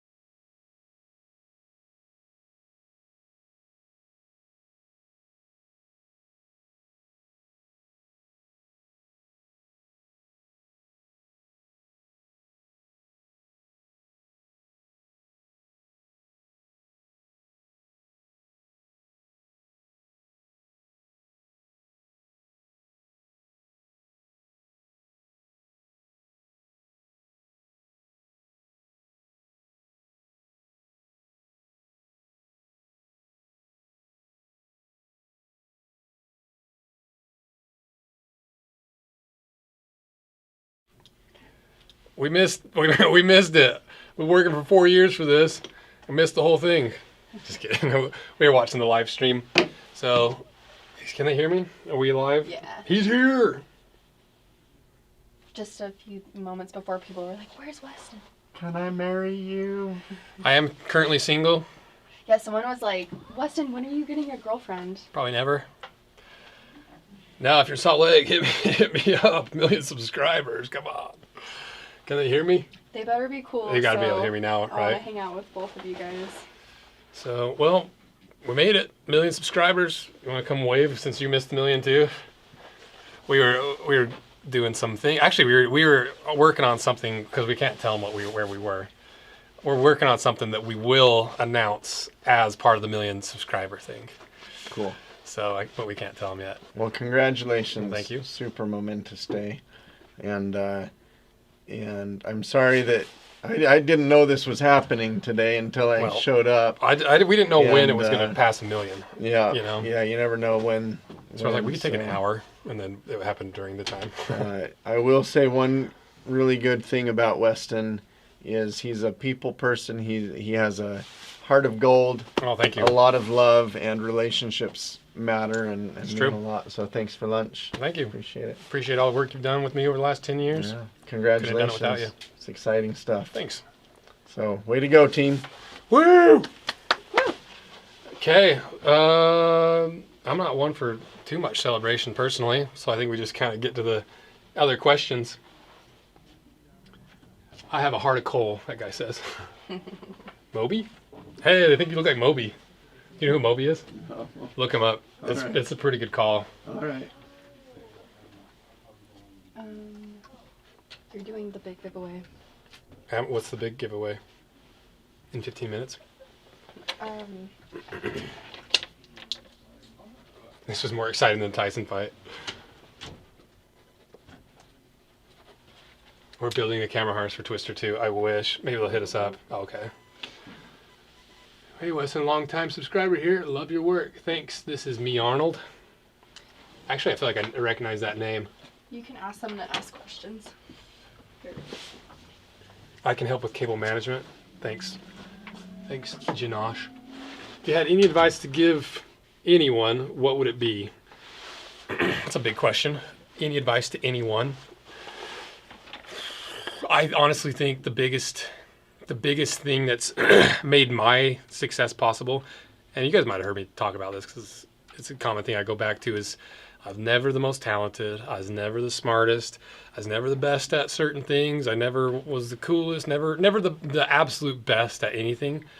But if there's one thing I was the best at, it was just grinding and working through day after day after day, months, years of 60, 70-hour weeks. That grind is what most people don't want to do. And because most people don't want to do it, they're not doing it. And so you don't even have to be like the best in the world. You don't even have to have, like, when I started cutting boots in half, I didn't know anything about like boot construction. I knew leather.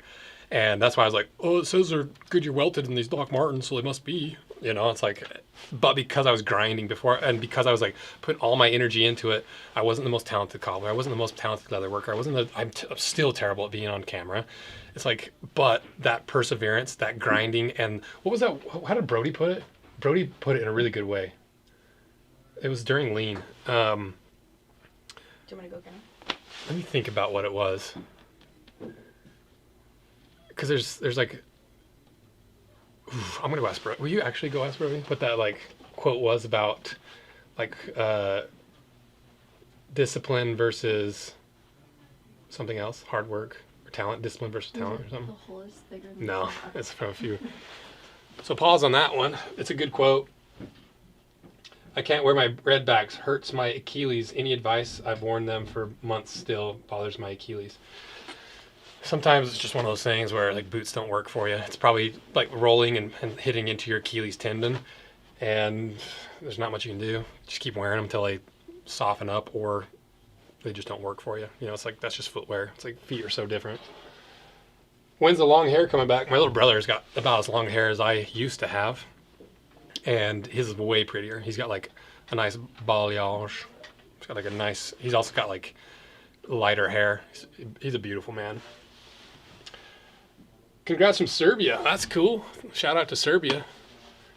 You could also just be saying any country.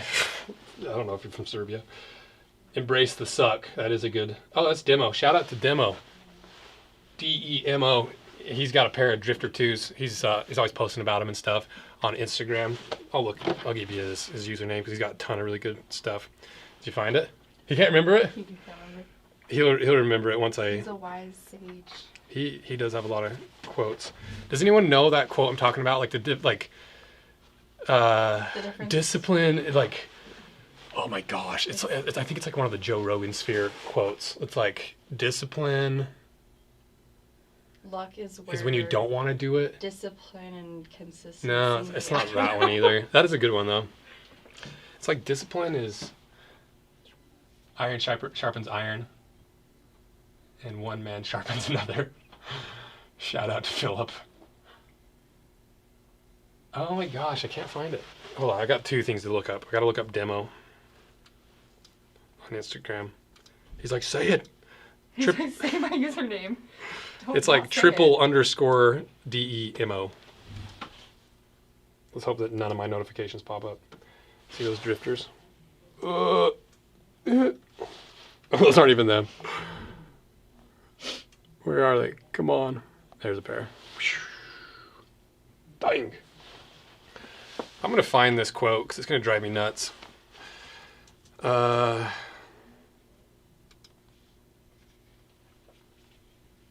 Discipline versus motivation. I think that's what it was. Let's see if anyone has it.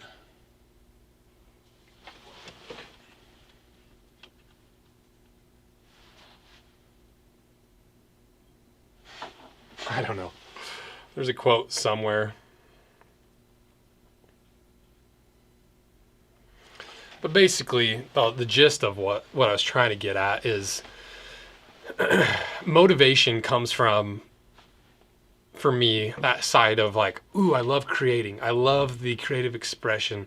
I love when I lasso the muse and pull her in. I'm like, come on, what is it? What is it? You know, you're just like, you're trying to get that out of the ether, something that's never existed, and you're just trying to condense it into reality. I love it. I'm like getting cold chills just thinking about it because it's so fun to like have true creative expression and like make something truly unique. And that's so motivating for me. But motivation's fleeting. Like motivation at 8 a.m. on a Wednesday morning, not there. Motivation on the weekends, you know, it's lacking. Certain days when I'm sick, when I'm tired, when I have personal life stuff going on, there's no motivation. And so a lot of people, they run their lives and their business solely off of motivation. I don't feel like it. I'll just do it tomorrow. I'll just do it tomorrow. You know, and people confuse motivation with discipline because discipline's the opposite approach. It's like it doesn't matter what you're feeling because you've set up guidelines, rules, and a strategy, a schedule that you have to stick to because discipline is just repeating it over and over and over regardless of how you feel. And they parlay off each other. They're compounding. If you're motivated and you're disciplined, that's where you find your sweet spot. And that's where a lot of people in industries. J.K. Booth said a quote, it's motivation gets you going, but discipline keeps you growing. Say it one more time. Motivation Say it louder so these guys can hear it. Say it louder for the crew. Motivation gets you going, but discipline keeps you growing. Yeah, that might have been it. But that's 100% the advice that I give the most often is just like, it doesn't matter if you want to do it. Because if you want the result, you got to be disciplined and grind until you get the result, even on the days you don't want to. And that's why, you know, how long we've been doing this for? Like 4 years on YouTube. Can you look up how many videos we posted? Yeah, it's like 800. And I don't think we've missed a week in 4 years, you know, and that's, you know, I think we at least posted at least one video a week for every single week for the last like 4 years. And that's, you know, going through COVID. We started this before COVID. We ran it all the way through COVID. You know, I've had my own personal life, things go up and down, and, you know, all through my own aspects of life, we still were grinding, still that discipline, just getting back in front of the camera week after week. 848 videos. Wow. That's crazy. Only on Rosanville 1. Yeah, that's not even counting Rosanville 2. In builds. And that's the key, is just grinding, just like but the problem is where people get caught up is they grind and that's it. You have to pivot. You have to take the feedback and like and not necessarily like, I'm not saying like other people's feedback, because most of the feedback I've ever received in my life has not been great. You know, like you go, not, you know, family, friends, hey, I want to do a leatherworking business. Like me and Philip were talking about, like, everyone's like, that's a terrible idea. You're not going to make money at leather. And, but I was interested in it. So it was motivating for me. And I had that discipline. I was like, we're just going to go. We're just going to do videos every single week, no matter what, rain, snow, or shine, sick, in sickness or health, till death do us part. I'm like making a YouTube video every freaking week until we get this thing going. And that's what worked. And what I was saying is like, but you have to pivot. You know, I first started doing like DIY videos. Then I did the review of the Doc Martens, and I cut them in half. And this is actually, how many people we got? Are people even paying attention? Yeah, we got like 300. So it's not too boring, huh? Talent can get you up in the door. Wait, can get you in the door. Discipline is what keeps you there. Nice. Because another side of this, if this is interesting, great. If not, I'll keep it fairly short. People try too hard on the original idea they came up with. Like I want to do leatherworking for a profession. No, that wasn't even it. My original thing is like I want to make things with my hands for a living that I have that creative expression, and that was like the goal. Started woodworking, metalworking, silversmithing, goldsmithing, leatherworking, and the initial conception or the initial concept of the business was like all of that, just making stuff. But instead of focusing on that day after day after day, the leather started working a little bit better. The wedding ring started working a little bit better. So then I doubled down on those two things that were working. And then the wallet Kickstarter, I was like, okay, wallets work really well. Okay, belts work really well. And so instead of just being disciplined and following that one specific goal that's like almost too specific, you have to just have that point on the horizon you're working towards. I'm like, somewhere out there is my dream of having a giant shop full of toys and tools and raw materials that I can just lock the door and never see anybody for a week and just make whatever I want and like make unique things, cool things I've always wanted, things you can't buy. That was my point on the horizon. And so then this is where I kind of visualize it as like you're mining for gold, right? I bought my plot of land for my mine. I was like, I want to have a giant shop full of tools. And that was like my mine that I bought. And I started digging. And I'm like, oh, here's a little gold vein. This like wedding ring vein works really well. Let's keep digging at that. And then instead of all my resources continue to be spread across all the other things, I was like, okay, let's focus on the wedding rings. Okay, the leatherworking's where, we found a gold vein of leatherworking. Okay, wallets seem to be selling well. Okay, here's a little branch. This looks like some camera accessories. Like maybe try that. Oh my gosh, this camera accessories vein of gold is huge. $500,000 gold of vein of gold. And so, we start digging through that, and then all of a sudden, okay, the rings are not working as well. Like we can put them on the back burner. We can have somebody else start working on them because the focus is on the strong vein of gold. So now we're a camera harness company. Then COVID hits. I'm like, well, not anymore. Turns out we don't have any camera harness sales. So now what do we do? Do we go back to the rings? Do we pivot towards something else that's working? Oh, remember that YouTube channel, Golden Vein, Vein of Gold? Like there might be something there. Is that a gamble worth taking? Because I know that Zach from J Rig Everything gambled on a vein, and my roommate at the time, Brian, gambled on a vein, and it seemed to pay off for him. Let's invest a little bit in this vein while this camera harness vein is currently shut down. And so we start digging at this little vein, 1,000 views, 2,000 views, 10,000 views, investing more and more and more. And then as you really start getting, it's like, oh, okay, this vein of gold is worth it. This is worth putting resources into. I think we can make this a sustainable, growing, scalable concept. But I can't overnight just hire people and be like, oh, it's running. You have to like keep digging at that vein, keep digging, and then eventually you're gonna find these little offshoots. It's okay, like maybe skate shoes. Okay, skate shoes are pretty popular. Oh, sneakerhead shoes. Oh, what about seems like people need boot accessories. Like, okay, well here's a vein for all the boot accessories. And so you're grinding day after day after day, and you've got that discipline, but you also have to have the mentality of like, I need to pivot. I need to follow the profits. Follow the profit. Shout out to Utah. And if you're learning and you're pivoting and you're looking at the data and you're growing off of it, you don't have to be the smartest in the room. You don't have to be the most talented. You don't even have to, like, if you can just grind and you're willing to grow and pivot and learn, you can beat anybody over an extended period of time. And it's like the tortoise and the hare. It's like slow and steady always wins the race, almost always. And especially in business where, you know, we've all seen it where these brands come onto the scene with hundreds of thousands, if not millions of dollars of venture capital money, and they give away their entire business, and they've got to make these huge profits on all of their products, and they're over promising and have these brilliant marketing ideas. We're going to target the blue collar bros. And then it just is rejected by everyone because they can feel it's unauthentic. They can feel it's not real. Like, you're just trying to like take our money. And that's because a lot of these companies, they grow too fast. And like what we've done is like the complete opposite. And keep in mind, there is some businesses you have to go that route with, like venture capital. You can't start Facebook from like, well, I got $5 in my pocket. I've got an idea for a social media platform that's going to cost me billions of dollars to build over the next 20 years. But for small business, you know, I like the approach of starting small, you know, Philip was almost an investor, but I didn't take on any. And like that's a big part of the reason why I was just like, I don't want anyone telling me what to do, even if it is Philip, like one of my best friends. And so because of that, we didn't grow as fast. You know, we could have taken on hundreds of thousands of dollars of venture capital money. We could have had investors. I could have given away parts of the business. But through the last 10 years of running this business, I've learned how to be a graphic designer. I've learned how to be a video editor, a videographer, a photographer, a leather worker, a boot and shoe expert, like all these little things, an accountant, like you just like the business side of thing, like marketing, sales. You have to pick up all these skills as you go along because you don't have the money to be like, well, I'll just pay this guy $100,000 to be my sales guy. It's like, well, we didn't make $100,000 this year flat out, so I can't afford that. I'm just going to be the sales guy.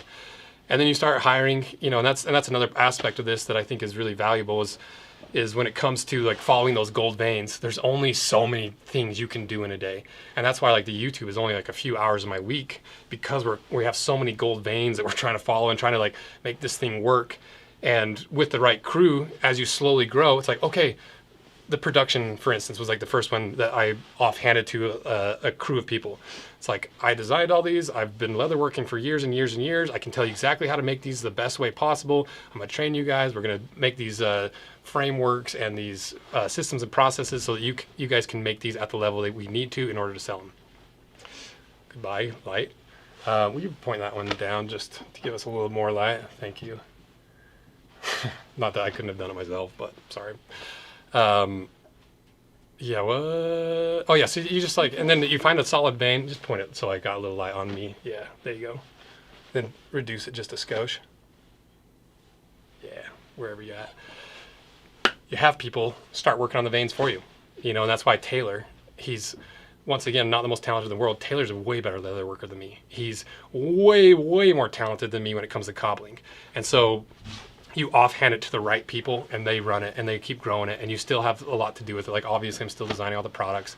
And then you start working on the YouTube channel, find the right editors to start editing videos, find the right person to manage the editors, and you eventually get to the point where you're still a small, tight crew in a very niche industry, but you've diversified enough and have the right amount of people through the slow progress of like a true non-capital, like venture capital based business, to a point where we're stable enough in all these other places that we're not fully reliant on the YouTube channel. Because if we only had the YouTube channel, we couldn't do it. There's no way we could.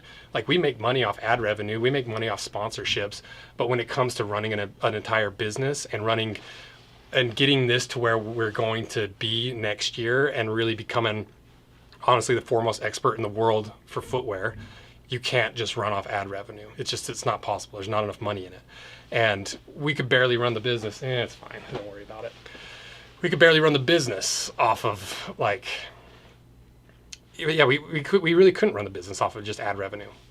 And that's an unfortunate side of like the social media, because people are like, oh, you guys are rich. I'm like, yeah, we got 1 million subscribers. It's going to cost a lot of money to get to that point, and it takes a lot of money to run that channel, and especially when you're buying brand new stuff to cut apart. And so that's where we found spots to like find new ways into the industry. You hit it out. Did you hop on camera at all? I didn't. Get in here, Jer Bear. All right. I'll only do it because it's you. Oh, This your is my mom- cousin Jaren. Dude, your mom popped on at this million subscribers. Oh, my mom did? Yeah. This is my cousin Jaren. He's our sales guy. Yeah, excited to be here for you for this. I know, I missed it. Historic Whoops. moment, you know. But Well, thanks. it's okay. Sam was recording, and so Oh, I good. stayed in my office like a little good worker. But Good boy. excited for you. You've done Thank you. really great work, and Thanks. I'm excited to be here now to partake in it. So Thanks. Sir, you're welcome, heck of an sir. employee. Yeah, thank you. I'm my cousin. You know, never mind. I won't say. I'm it. sweating now. He said too many nice things about me. Getting I was gonna uncomfortable. say, you're making me feel like a cow in really tall grass. Hey, I don't know what that means. I'm utterly tickled to be here. I was like, is that a tall joke, short joke? I don't know what's happening. All right. Is that okay to say on YouTube? Well, I said a couple swear words on accident, Okay. Well, I think so utterly tickled. It's fine. I'm fine with it. Okay. Well, see you tomorrow. Love you, brother.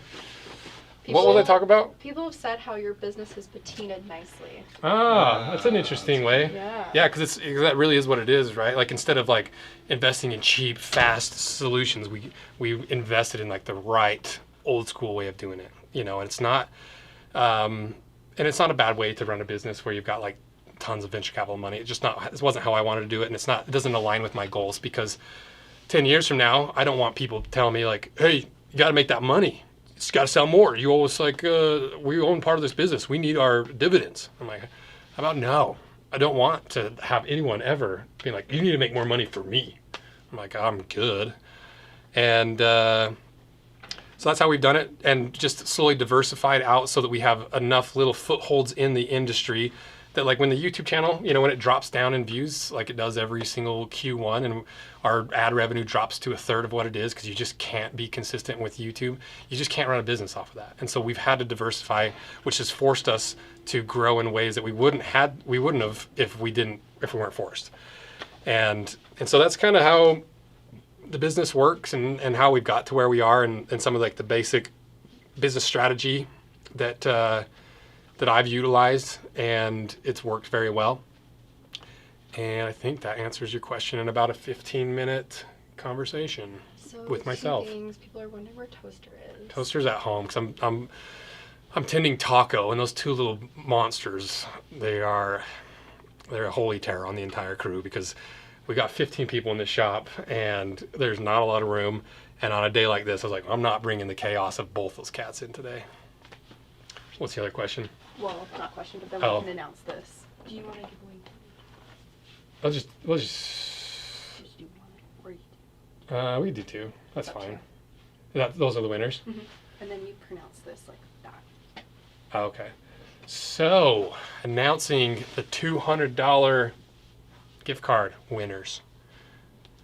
Drum roll. Brian Smith. Doesn't he own the Jazz? Is that That's not? Ryan Smith. Oh, okay. It's like, hey, Brian, how about you give that to someone else? And our existing limited edition email list winner is Ryan Gwynn, spelled with an N. Nguyen. Ryan Gwynn. Brian and Ryan. Brian Gwynn. Cool. And then what's our next product that I need to announce? Next giveaway. What time is it? 5:30? Oh, Chase was going to come hop on. I'm going to make Chase come on camera. Chase. You want to be on camera? Just for the live stream. Hi, I'm Philip's son. You don't have to. No pressure. I'm going to tell her when you were scared, though. Everyone can hear your conversation. All right, Chase is too scared to hop on the live stream. Come wave then. That's called peer pressure. So to announce the next giveaway is Chase. What did we decide to do? Was it wallets? Yeah. Choice of wallets? Yeah. We already Well, did that. Tony already did wallets. We can do another special. Well, let's just ask him. What do you guys want? What do you want for a giveaway? Because we don't have anything specific. Come on in here, Chase. Chase is one of our temps. Hello. Also happens to be Philip's son. I'm very short. That's all right. People on YouTube think I'm short. People are always like, shut up, you short. Oh, I'm going to swear again. B word. And I was like, well, okay, I'll take it. So Chase is one of our temps. Hello. He's 18 years old. I Hello. met Chase when he was a child, and Yeah, we basically I was have been like that short. You can see. been in and out of the shop since. So What do we have for? Oh wait, you don't have the live stream. Well, you were gonna ask them. Yeah, what do you guys want us to give away for this one for Chase? Belt, For force them on screen. Belt, Cowboy hat. I like leather that charging cables, one. Pretty leather up there. wires, Love it. Love it. blood core, Toaster is laces, not available. clawed belts. Ask them if they want a specialty clawed. Do y'all want a specialty clawed? Show them, Chase. Show the people. We got blood core, and I think this is chocolate bison. I feel like the blood core products are really, really popular. They're pretty cool. Give us some purple leather. Coasters, keychain. There's no consensus. Okay. Did we do the boot kit? Mm-hmm. We did. Maybe we do a blood core kit, like a blood core wallet, kilties, bracelet, Okay. coasters. Yeah, let's do a blood core kit. I don't know exactly what's in the kit yet, but it's for sure going to have the wallet, coasters, bracelet, keychain, any like our small leather goods that we can make out of blood core. Blood core, the fans. That's funny. We love blood core. Everyone loves you. Like you and your sister are like, I need those boots in blood core. What do I I know, need to they're do? awesome. Because you've been like working extra hours to like pay off a pair of blood core boots. Yeah. Because we're hopeful. I haven't even talked to Whites about this. So if Whites is watching, we're gonna beg Whites to give us a discount on some drifters so the employees can get some. Because as much as I'd love to buy 15 pairs of drifters at $685, don't make that much money off ad revenue. Pretty expensive. Well, Chase, you did it. They don't think you're a baby anymore. Let's go. They don't think you're weak. So that's it. Cool. Bye. Get back to Bye-bye. work. Well, never mind. We're on live. I guess I can't ask you personal questions on the live stream. It's still weird. No, I was going to ask Chase. Because it's weird. I've never live streamed before. I don't know what the rules are. I think that's a good rule. No personal questions. Like, just across the board. Do you stock drifters at White's idea? That doesn't make any sense. Cut up boots with signatures. What? World War II Japanese boots? You missed earlier in the live stream. I was going to show you a little preview. But the one time I took the little prototypes home was yesterday, and I left them at home. So, sorry. Okay, I have the winners picked. All ready for the blood core? Yeah. You got to give them a half an hour. Oh. Okay, then scratch those winners. Streaming is harder than it looks. I know. Drifters as a stock option at White's. Yeah, doofus. Demo says that. Was he the one that wrote it? I would like that, because people are always like, I want a pair of the Drifter 2s. I want a pair of the Drifter 1s. I was like, and I haven't talked to Whites about it at all. But I was like, why don't we just offer it as like your regular stitch down? Rather than the hand sewn stitch down, we could make it like a little bit more affordable by doing the regular stitch down, do more of the stock leathers, and then we just do the launches as like the really cool, unique leathers, like blood core, like the blood latigo we've been working on, the blood bison that's for sure gonna be done at some point for the bear slayers especially. And so hopefully that's the goal. What boot keeps inspiring you with its design? I honestly, I reference Red Wings a ton. Like Red Wings are kind of the heritage boot, and they've got like the iconic looks, the silhouettes, the paneling, and there's a lot of boots that are based off of those. And that's one I refer to a lot. It's the Red Wings. You mentioned it on your second channel. Oh yeah, I did. Drifter 2s are dope. Collab with Red. I'd like to collaborate with Redback because I think it'd be cool. I don't know if you never know like if you should give away ideas or not, because people are just, as much as you'd like to engage on the internet, sometimes it's just like not worth the energy to bring people into certain ideas. Excited for the Jim Green Mocktoe? Yeah, they're gonna be so sick. I've talked to Gareth a little bit about them and a little behind the scenes information about them, and they're shaping up. They're gonna be sick. How about getting motocrosser on the staff? Does anyone ride bikes? Yeah, Brody's got a dirt bike. Do you have a dirt bike? Have you been on the stream at all? I run everywhere. I was earlier. Okay. I was just making sure. If you want to be on camera, you can come wave again if you want.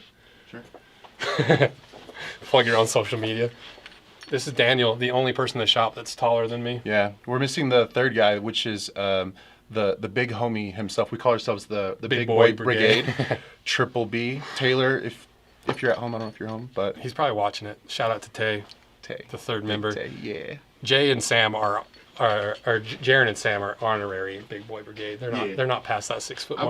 I believe it.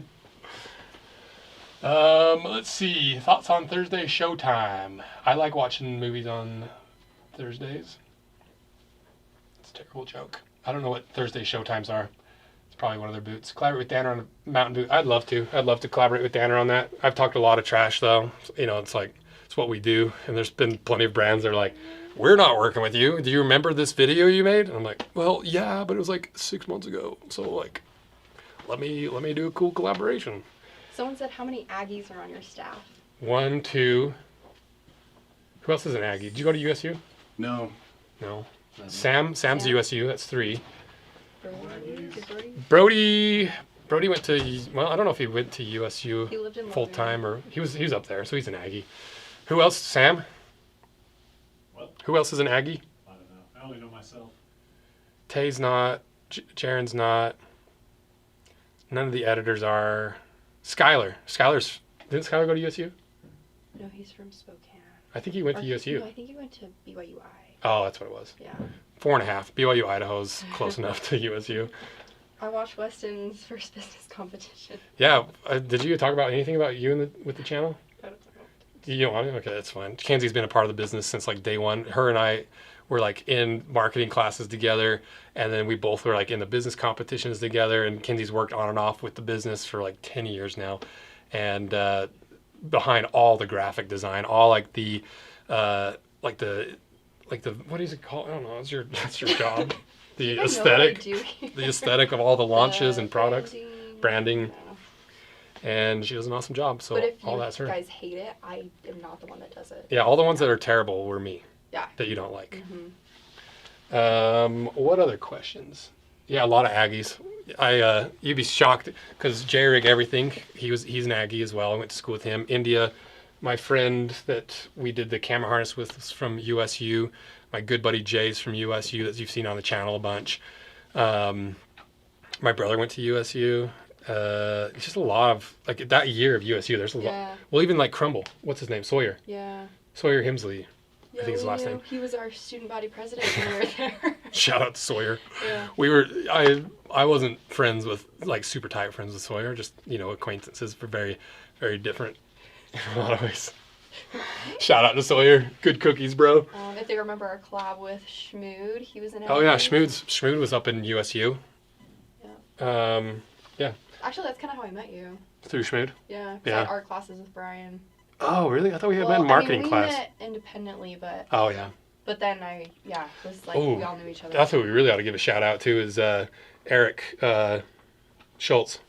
Yeah. Eric Schultz. He's kind of the core of my branding and marketing like ethos, my belief system in branding and marketing. He's like he was the marketer for XFL, Johnson & Johnson, Coke. Yeah.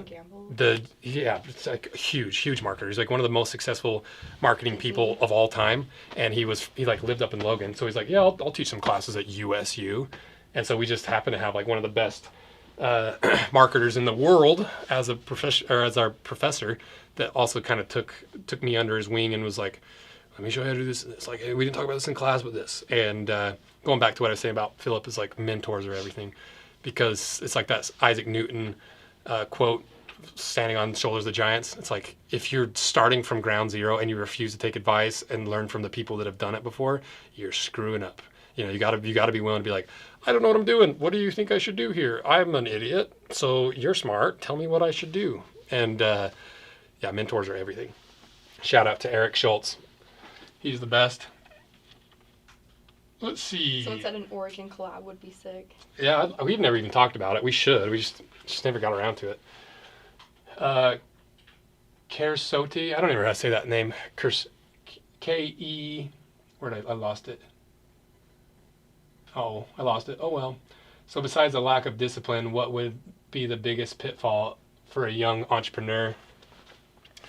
Well, biggest pitfall? Giving up too early. Like that's it most of the time. Like just keep grinding. Biggest pitfall is like getting too in over your head, getting too overwhelmed by all the things you could do and then it prevents you from doing it, just start small. Just like if you have an idea for business, just do one dumb little thing a day. It doesn't even have to be posted. Like say you want to start a cast iron company for stoves, like pots and pans. Instead of being like, okay, I've got to find manufacturers and this and this and this and this, and I got to source this and find my ROI on this, like, turnaround times, all this stuff. It's just like, no, just like start really simple. Just like get on TikTok and just start making content. You don't have to post it. Just be like, hey, so like, for instance, the reason it's on top of my mind, these Smithy cast irons are so nice because they are machined. Like the inside surface, instead of the sand casting texture you get from all cast iron, they machine it down. And so it's really smooth. And so like, for instance, instead of being like, I've got to find this, this, and this, you just start making little content like, hey, here are the flaws I see in cast iron. Hey, this is how I cook with cast iron. And you just start making content, especially like right now, because content is so easy and fast with TikTok, and so many people prefer that kind of content. Just get in front of a camera. That wasn't really an answer to your question, but that's what you should do. Let's see.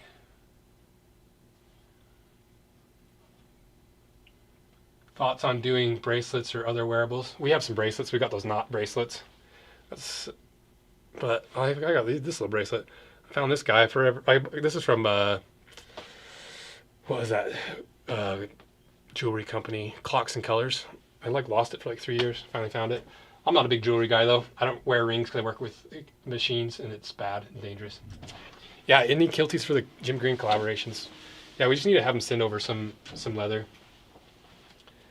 Channel membership when? I don't like taking money for content because then people are like, hey, I pay for this content and you owe me this, and this. I'm like, I'm good on taking money for content so I can do it how I want and not have to deal with people trying to control what I do. Almost like there's a trend in our discussion.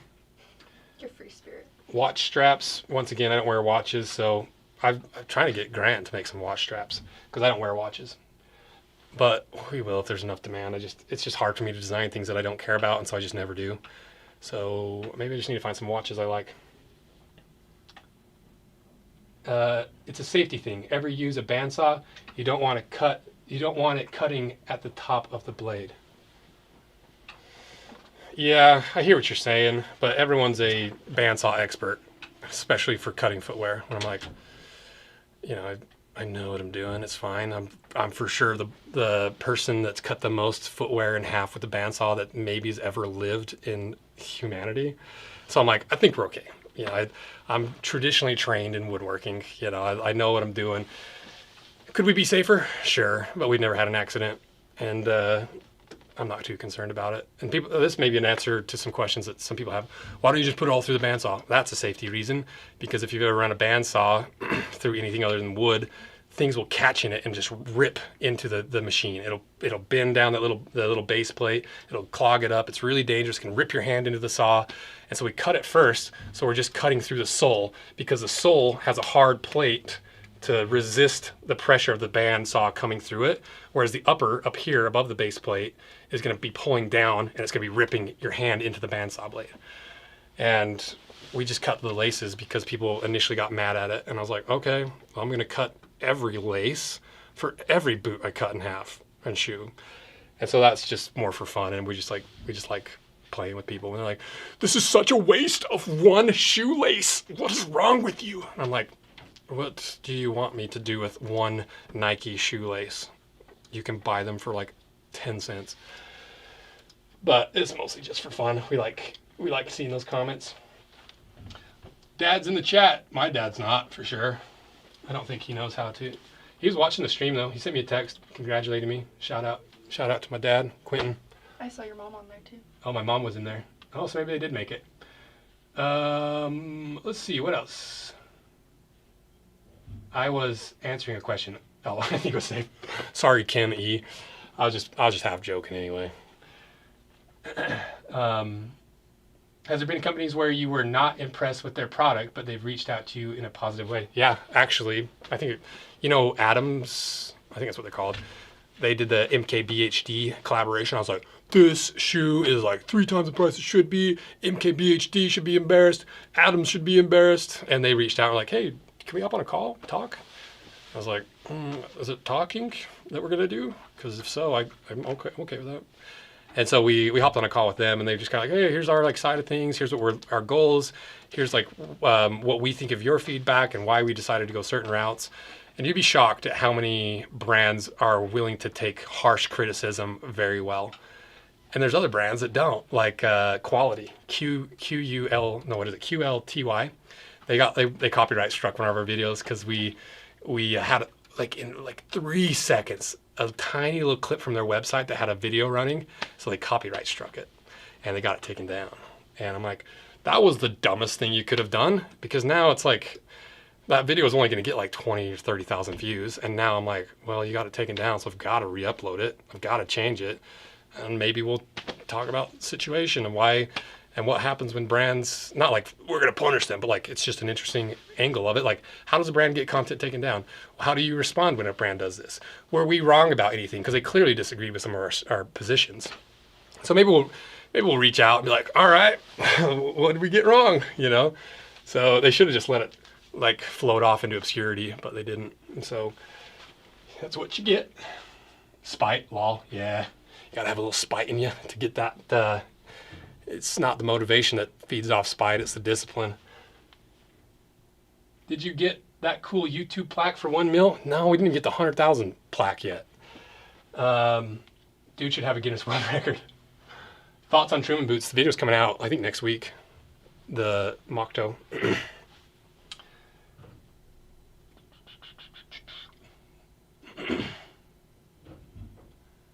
Punish them. Brands are very unaware of the Streisand effect. Yeah, very true. The Streisand effect, if you don't know, is Barbara Streisand in the early 90s or late 80s or something was like, I don't want to be famous. Quit making me famous. Quit taking photos of my photos. Something along these lines. I don't remember the exact thing. But basically, she's like, I do not want my photo taken. I do not want to be famous. I want to drift off into obscurity. And everyone's like, how about we do the opposite? How about we just hyper focus on you because you don't want to be in the limelight? Ooh, like a secret spy shot of Sandra. What is his name? Barbara Streisand. Barbara Streisand. I was gonna say Sandra Bullock. And like because of that, and because she didn't want it, everyone's like, well, now I want it. And so Streisand effect. Any shots at Birchbury collab?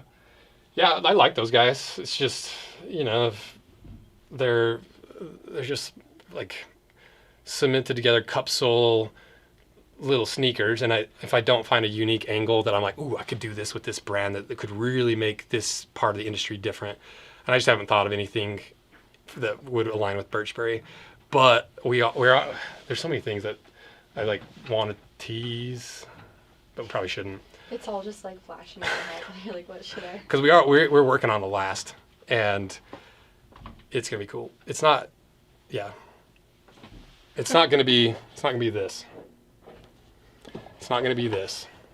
Oh, wait, that's the wrong one. But it won't be this. And it won't be this. People are like, then what is it? Guess you have to wait to find out. Okay. Hi, Dad. That's Jaron. Jaron just said hi, Dad. That's funny. Someone said 11 more months until October. Oh, boy. It's still going, too. This October's long. Yeah, we have a pair of those Jim Green Numzan boots. We cut them in half. We were going to do a video, then we just didn't end up doing it, so maybe we'll do it one day. What do you think of the Max Wedge from NYX? I like it. It's very comfy. It's very squishy. Combines like the squishiness of a wedge with some of the durability of a TPU. It does seem to wear down faster than if it were like a harder rubber, or if it were obviously just a big chunk of rubber, but it's obviously going to wear slower than just a wedge sole. So I like it. I haven't had any delamination issues. I think they get the wedge and the outsole attached at the factory. I don't know for sure. I haven't watched one of their videos, but that's what I assumed. I'm so happy for you guys. Well done, sir, and dang well deserved. Well, thank you, Hillbilly from the Swamp. It's my people. That's our people. Favorite exotic leather? Stingray. Stingray is wild. If you haven't seen Stingray, we'll cover it one day. Lots of good congratulations. Thank you guys. Again, it's really cool to have 1 million subscribers on this channel. I'd never thought we could do a 1 million subscriber channel and get hundreds of thousands of views a day off of dissecting footwear. And yeah, here we are. Pretty wild. Grant Stone collab. Another one, we could do. I just haven't found a cool angle that they could specifically do better than anyone else. So if you have any ideas, send them over. Goro barefoot win. Oh yeah, we already teased that. Probably next year. Any hunting as of late? Yeah, actually, going on a goat hunt, mountain goat down in the Nebo area. My dad drew the limited entry tag, and so we've been going down there a little bit here and there. I think this weekend we're hitting it really hard because we're getting close to the end of the year. The snow has been pushing the goats down, so hopefully they're a little bit closer. It'll make it a little bit easier pack out, and so that's the hunt I'm on right now. And I don't have the tag; it's my dad, but it's just about as fun. Let's see. People also don't love that I hunt, but I'm like, you eat cheeseburgers and you're watching a leather working channel, or like you're watching like leather stuff get cut in half. It's from an animal. Someone had to kill it at some point. So it might as well be me. Just kidding. Iron Snail collab. Yeah, I'd love to collaborate with that guy. Michael's awesome. Ever since he first started his channel, we've been in communication to some degree. We've worked on a couple videos, and I like what he's doing because he's taking the core of what we're doing with the heritage value, and instead of doing super factual, here's all the stats, here's the facts, he's doing a lot more of the aesthetic and the vibe side of it. I don't really know how to describe it, but I don't know if he likes being called or compared to Wes Anderson, but it's very Wes Anderson vibes, very aesthetic, very well produced. Because he spends a lot of time on it versus what we do is like 5 videos a week. So go check out the Iron Snail on YouTube. That guy is really nice, and I like what he does. And maybe one day we'll collaborate. I love hunting good times with my dad. Me too. You should do a vlog series of your hunting trip showcasing your boots and gear. I'd like to do that, but it's the internet's such a pain. It's just not worth it sometimes. Even with all this business information, I'm like, this is such valuable information. I'd love to share it, but it's just the negative aspects of doing anything on the internet is so not worth it when you're trying to actually provide something really, really valuable that's near and dear to you. I'm like, all right, if everyone's gonna be so terrible on the internet, I don't have to put every possible thing out there. Which is unfortunate because it causes people to lose out on some potential cool aspects of it, and it's because the general public's terrible. Bye, Brody. See ya. Congrats, everyone. Congrats, Brody.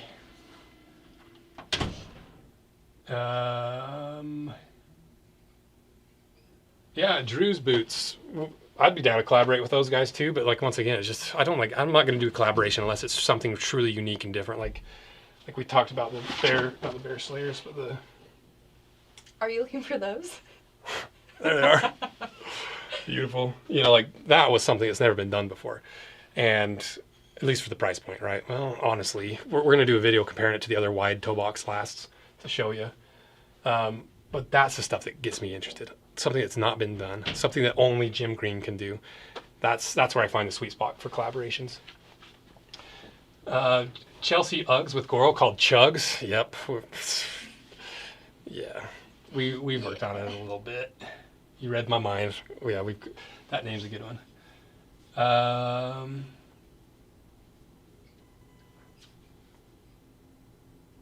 Hunting stuff on Rose Anvil too. Yeah, we could. But also, it's hunting is the only time I'm not around cameras, not around technology, not around my phone, not worrying about algorithms and numbers and this and this. You just sit and look out at nature, and it's just a completely different thing that does get ruined by any kind of filming or content creation. And I still do it obviously on the hunts, but I do it as little as possible because that's where I recover from the chaos of all this. Being from the country more, I don't exist well in the city. It's very claustrophobic and there's a lot of people. I need to get out. And that's where I recharge, is out hunting with the family.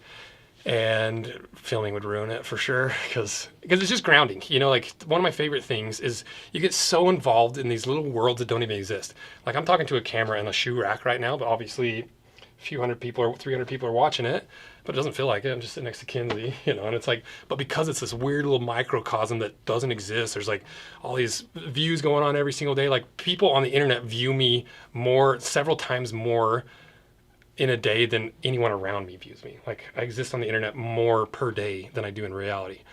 And it just causes this weird like disconnect from reality, and like it's easy to slip into like the ego and be like, well, I'm important, I'm a big deal, there's people somewhere in the world that care about me even though I've never seen them.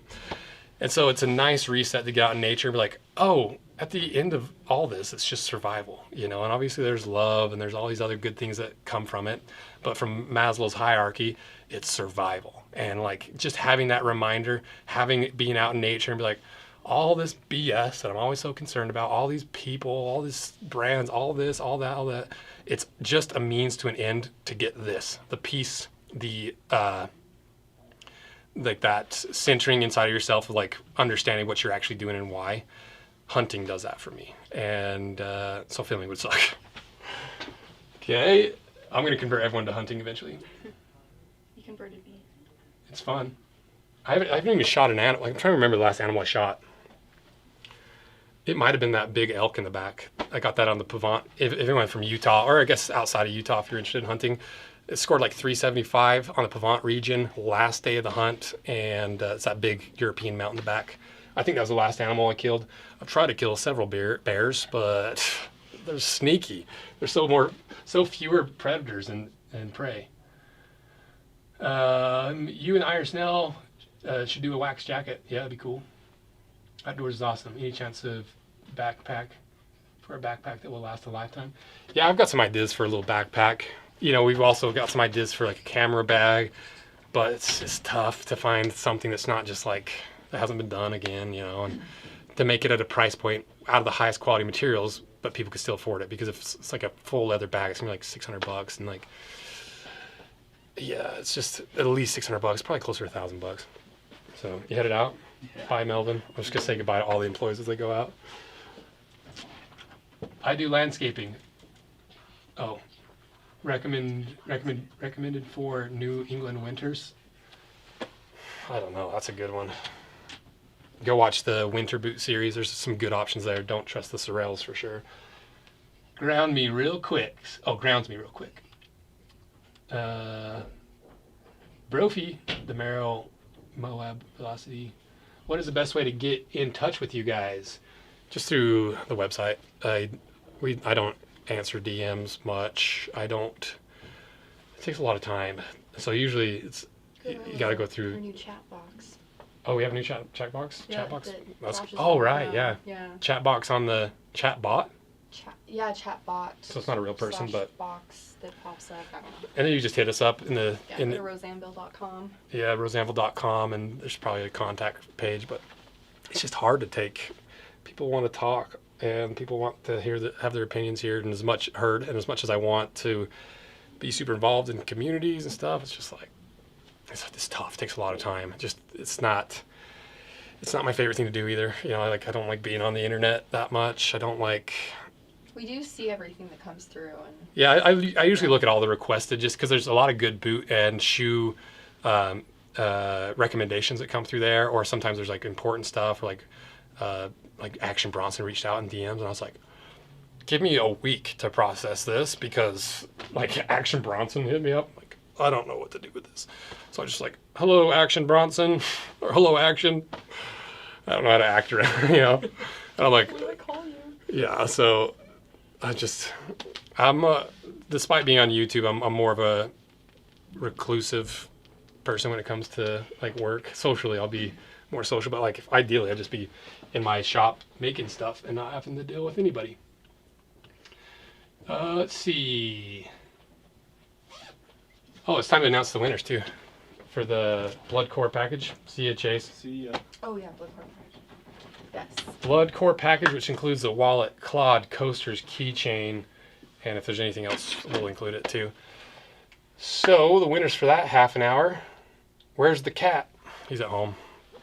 We got them tinted taco today too, and they're little hellions. They just tear up the whole place. And then we were doing this live stream, and like there's just so much going on. I was like, I'm leaving them at home today. Oh, big package. Adam Brown. Just waiting for the winners. Okay, the person that's already on the email list, the limited edition email list, Ben Mellon. And the new subscriber over the last half an hour is Parker Matthews. So hit us up. How do you have them contact you? We email them. Oh. So yeah, because we have Oh an yeah, email. So we'll hit you up. Yep, we'll email all the winners. Okay. How long should we go for? I might just go to I might go with 20 more minutes. You don't have to stick around. I can finish everything up. Yeah. So maybe like 20 more minutes of like questions or whatever else you guys want to do. So once again, the winners of the bloody the bloody package. Shout out to Demo. Homeboys just lighting up the comments. Ben Mellon and Parker Matthew. We'll email them. Okay. We'll email all the winners. So back to some questions, I guess. Yeah, I'm gonna. You're gonna sign off? I'm gonna sign off. Have you been on camera at all? Oh yeah, I see a million. Celebrated for the 1 million mark because you weren't here. I know. So we had. I was like, I'm just gonna go for an hour. I'm not gonna miss the million. But there I did. I was on like the whole time, just kind of watching comments. And right here, doing actually. Everything. Yeah, right there. And I took a break. I went to the gas station, got some cookie dough because I love my cookie dough. Of course, Maverick cookie dough. Yeah, and then we got back and it was like 99998, and we were like, oh my gosh. No. So when we all hopped on, we were like panicking. I tried to tap into the live stream from my phone. Yeah. I was just like, hey, we're about lunch. We made it. Million subscribers. Yeah, and then this is our first time doing this, so we didn't know how to like add Weston on, but anyways. Hey, let's have the fun. Yeah, the effort was there, so thank you guys. Thanks, Kinsey, for all the work that you've done over the last 10 years on and off with us. Of course. Another key member. What's up? I was just gonna help you shut down the live stream. Oh. I thought you were ending. But... I'm gonna run till 6:30. Okay. I'll stick around until then. I'm gonna take off at 5 anyway. Okay.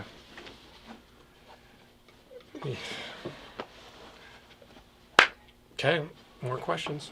Yeah, I can shut everything down. Do whatever. Wait, what did you need? I'm sorry. What was the? No, I was gonna help you shut everything down. Yeah, I'll shut it down. Okay. I'll be here till 6:30 anyway. Oh, okay. Who would win out of a fight between a taco and a grilled cheese sandwich? Jaron Wardle. Obviously taco. Is that who won on Hot Rod? Yeah. Remember he dreams it? Yeah. We watched that like a year ago. That's so funny. Yeah, because Jaron's Slack name is Voltron, and I was like the only one that got it. Yeah, that's an OG Voltron, reference from, what is it called? What is that movie? Hot Rod. Hot Rod. Oh, I thought it was a Transformers reference. It's not Transformers either. It's technically a Voltron reference from the 80s. Giant robot, 5 lions combining into one giant Megazord kind of thing. Okay, let's look at some of these questions. Indy 4s, when do they start to ship? I don't know. I'd ask Nix. Okay. We got JK Boots to get their employees to sub. That's funny. Congratulations. What sole to choose for loafers? I don't know. I don't really wear loafers. Any plans to review? Congrats. Oh, this is another thing we need. We'll post a video about it, but everything just happened all at the same time. We got Black Friday. We've got the $100,000 worth of footwear cut in half, the million subscriber mark, and a couple other things that we'll announce later that are like all happening right now. And so we're kind of like, well, technically we're supposed to like spread these like big like million subscriber videos spaced out, but they're all kind of happening at once. So we need ideas for what to cut for 100,000 subscribers, what sneaker to cut for what to cut for $100,000 cut in half, what sneaker to cut for 1 million subscribers, and what boot to cut for 1 million subscribers. So if you have ideas, start thinking of it, because I'm going to post a video on Rose Anvil too, be like, hey, we did it. We made it. What do you guys want me to cut? Because to just give you an idea of what I wanted to do, I kind of want to do either like the red Novembers. What are they? The Jordans that are like the red, I think red Octobers. Is that right? Somebody in the chat. Well, these are probably mostly boot guys. I might cut those 20 grand red Octobers if I can get myself to do it.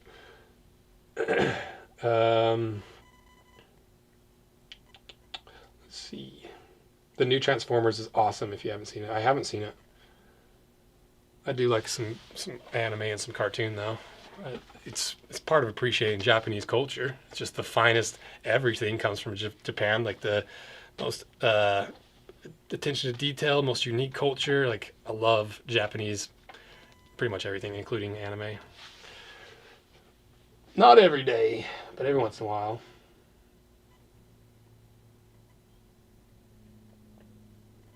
I'd like to see a NASA spacesuit boot cut in half. That is a really good idea. I'm gonna write that down. I wonder if I could get Adam Savage to work with me on it, because if Adam Savage is a huge inspiration for me. He's the redheaded fella that was on MythBusters when I was all growing up. It was a huge part of obviously the inspiration for the channel. He would be ashamed of our scientific method, but hey, we're working on it, Adam. Okay. But he loves space suits and he loves NASA stuff, and he's very much in that patina world, but from a prop making perspective, where he designs something and makes it and then doesn't want it to look brand new. He wants it to look old and used and well worn, and that's a really close tangent to what we do. So I wonder if I could get Adam Savage involved in at least some way. That would be really cool. Red Octobers. Yeah, that's what they're called. Okay, let's see.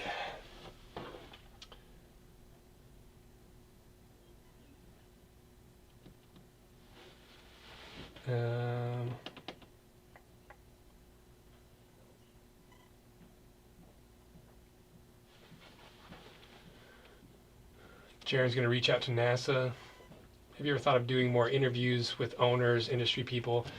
Yeah, I'd like to. It's just they just don't get good views, and we're not in the business of making whatever content we want. We're in the business of being a slave to the algorithm, and so unfortunately, as much as I want to do that, you got to do what the algorithm wants, and that's part of why we're diversifying and why we're getting into so many different industries and why we do the collaborations, why we do the physical products we make right here in the shop. It's to help fund everything so we can start taking bigger and bigger leaps into different kind of content. But it's a lot of work for not a lot of views. So maybe one day. What's your favorite anime? That's a good question. That's the questions I'm looking for. Attack on Titan's hard to beat. That's a little bit of a cliche answer. So the real OG answer is Neon Genesis Evangelion, which if anyone knows that, some of you guys will for sure. I want to do a Neon Genesis leather, similar to the Blood Core. And if you've seen it, you know what I'm talking about. Attack on Titan, yeah. How about self-lacing Nikes? Because I dressed as Marty McFly for Halloween, so I almost bought them to do the outfit and then to cut them in half. It was gonna be a big thing, but we're so busy, so I don't have time to do stuff like that right now. But next year we will, because we spent all this year building up the team, building the systems and processes, making everything as solid as we can, so we can continue to do better and bigger things instead of just getting stuck where we're at. So that's the goal. Favorite barefoot shoes? My collaborations, obviously. No, but there's a brand that once again is at my house that I found that we'll review them on the channel. I think they're a nice barefoot shoe with some actual padding, and they're nice for the gym. What's your favorite Gundam? Who's this? Is that my brother asking? Oh, it's Gunpla Skate. He's on Instagram too. Gunpla Skate. Favorite Gundam. I was raised on Gundam Wing. I like 00 a lot. I haven't seen what is it called?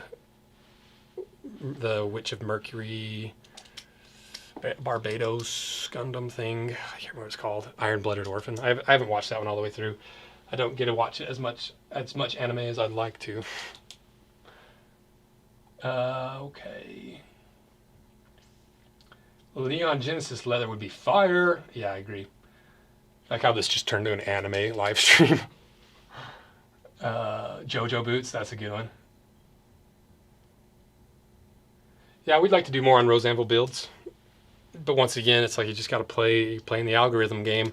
It takes a lot of hours for Tay to do those videos, which costs a lot of labor to do those kind of videos, and all the editing and sorting through all the footage and to get like 5,000 views. It's a very expensive gamble every time we do one of those, and it just wasn't paying off at the time. And so we'll continue to do them. We'll pivot it. We'll figure out a way to pivot in a way that makes more sense. You know, just because we can't do it now doesn't mean it's impossible. And we've got some ideas that will work for next year because of some stuff that we're working on. Leather with green core, that would be awesome. Yeah, this was somebody else's idea I saw in a comment or something, was like, do the alien core leather, bright green, black on top. And I'm like, yup, I'm down for that one. Like the classic, like if you've seen Alien Romulus, you know, that's the newest in the franchise. It's really good. And they've got bright green acidic blood. So it could be a really cool one. I don't know how many people want a bright green core leather boot, but we'll see. What else? Thoughts on Studio Ghibli films? Love them. Once again, the classics. Howl's Moving Castle was one of my all-time favorites. Cassifer. That's his name, right? Calcifer. Calcifer. We call Cass Calcifer every once in a while, or I do anyway. Nobody else knows the thing. And then the other one, Howl's Moving Castle and Spirited Away. Those are like the classics, right? They're both classics for a reason because they're so freaking good. What's your favorite kaiju? Godzilla, obviously. Godzilla -1, so good. Go watch that. It's like the surprise alien or a kaiju movie of the decade. Same with Godzilla Shin Godzilla. That one's crazy. The CGI is rough, but it's probably the best story or like best concept of how Godzilla works. On a live stream talk about Godzilla. It's so funny. Will you do any women's boots? No, I don't have any interest in women's boots, but maybe one day I'll find a lady to hop on the channel. Just not me. Cut some firefighter boots. Yeah, like some actual like not wildland, but like building fire boots is a good idea. I thought about, well, never mind. Okay.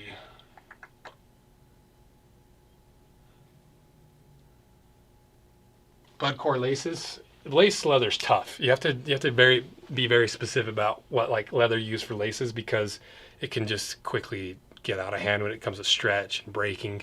That's why a lot of them are alum tanned or aluminum tanned because it gets them a lot more tensile strength by tanning it with aluminum, like the aluminum tanning process. I don't fully understand it, but we'll do a video on it because that's part of the goal too. Is like a lot of these projects and these products and these collaborations are really good avenues for me to hyper fixate on a specific side of the industry. Like as much as I want to do like leather lace research, I don't want to do that. But if we're designing a product and we're trying to solve a problem, we're trying to do things different, and we're reaching out to these brands, and we're starting to learn more and more, that's where I find my little mini education while still providing value to the viewers and to the brand and like trying to make some money with it. So that's your answer that I don't remember the question was. Oh, blood core laces. Rogan win. I wish. Put me on, Joe. Just kidding. He has nothing to talk to me about. Do you like boots and shoes?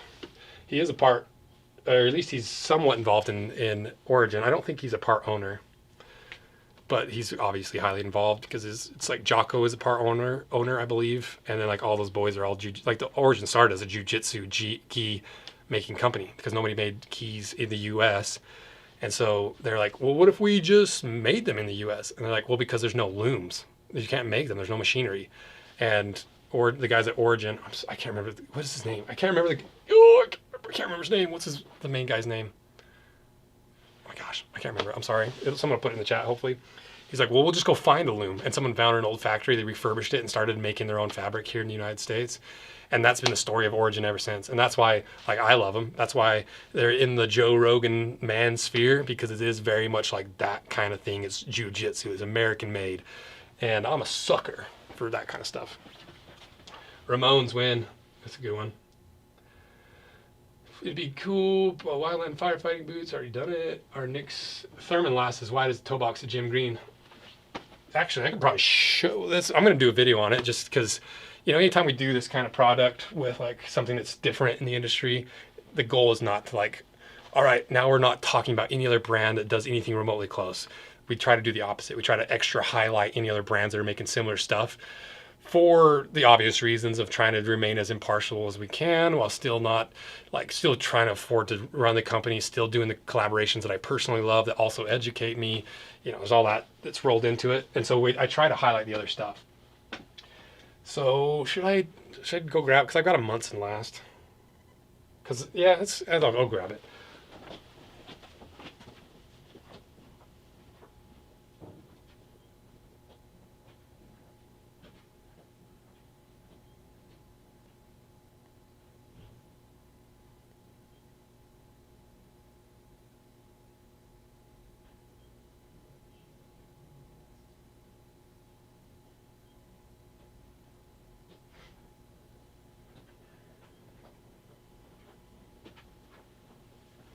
Okay, they're probably in the back of the shop. I've got to go to the back.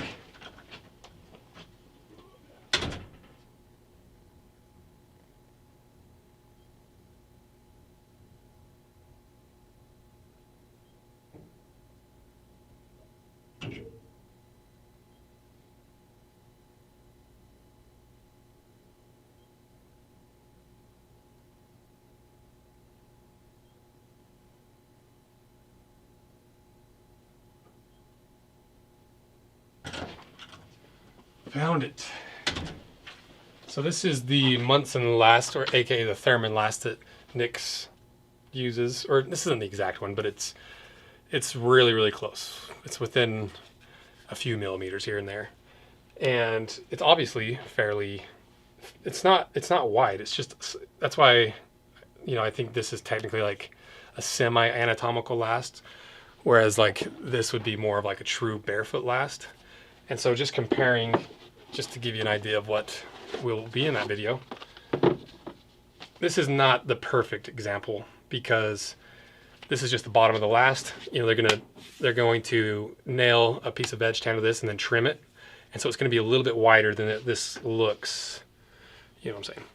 So when I put it over the insole, it's going to be slightly exaggerated as well because the insole is usually a little bit bigger than the footprint of the last. All the caveats. So when I line this up,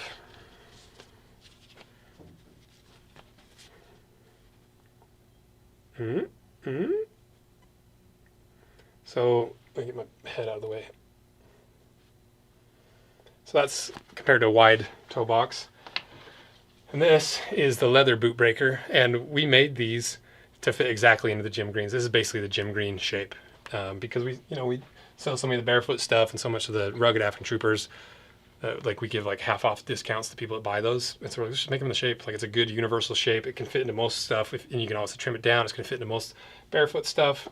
So that compared to the gym green, the Thurman last compared to the gym green.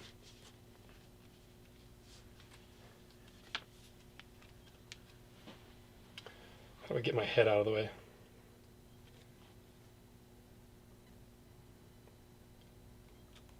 It's not perfect, but you get the gist.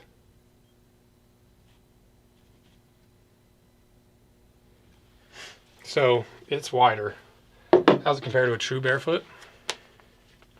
It's very close. It just has a few aesthetic changes. I'm assuming that's what they were.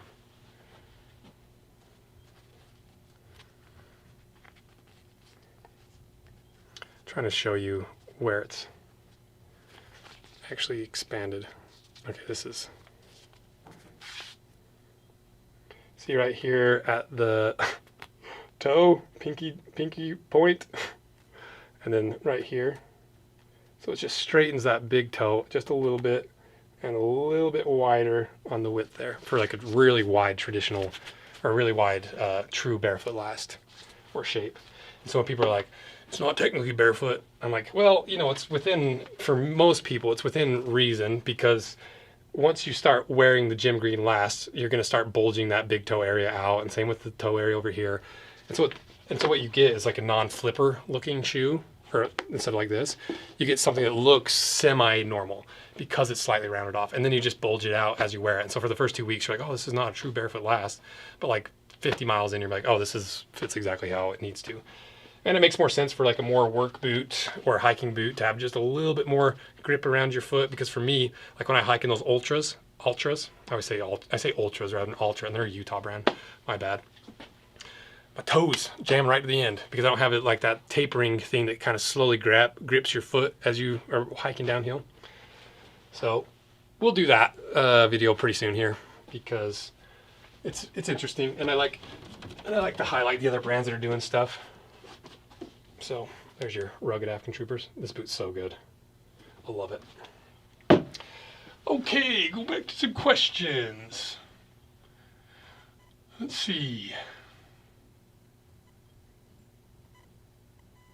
Oh, Pete Roberts. Sorry, Pete.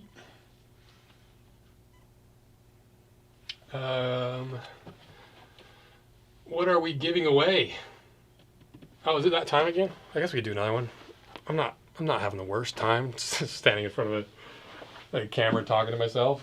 What should we give away? I don't know. I'm trying to think if there's something unique that we could do. I also have my sunglasses on still. Ouch. Yeah, what's a unique giveaway that we could do?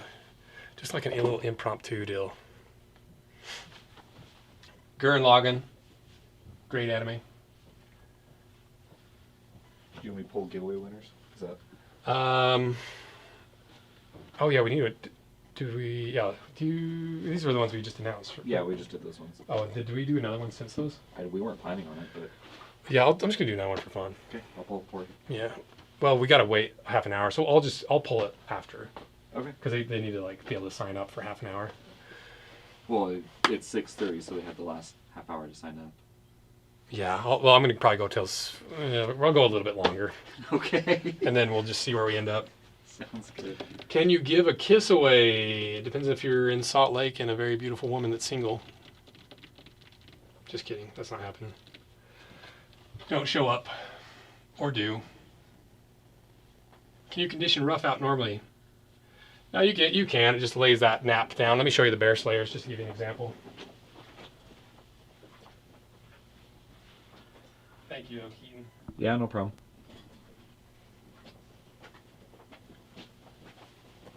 Make your frame a little wider for you. Okay. Make sure there's nothing that we don't want exposed over here. I think we're like good. Katie's witch's broom. Yeah, hide that witch's broom. We jokingly call her a witch because she's got like a cure for everything. You know, like a little vial of this for that. This will help your immune system. This will help your sore throat. She keeps the whole shop healthy, and so we jokingly call her a witch. And so I don't know. I think that's like a scent thing. I think it smells a certain way. Yeah, it's not a witch's broom. It's a smelling thing, I swear. Until we see Katie flying away on it. Oh, that's what I was going to show you. So, how do I find my light? This is the regular Bear Slayer color. This is after I waxed it with some, what was it? Otter wax, I believe.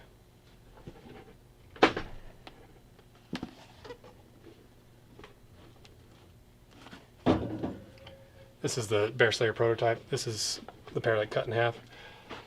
I still don't, yeah, wait till you guys see what we do with the next round of Bear Slayers. It's gonna be fun. Can we review Truman boots? Yep, already recorded it. It's in the editing room. Keaton, are you working on the Truman one? No, I think that's Cass. I'm not sure who's on it. Okay. Can you cut an actual horse saddle in half? That's a good idea. There's a, oh my gosh, why can't I remember anyone's name? There's a guy on Instagram that I've chatted to a few times. It's like BG, oh my gosh.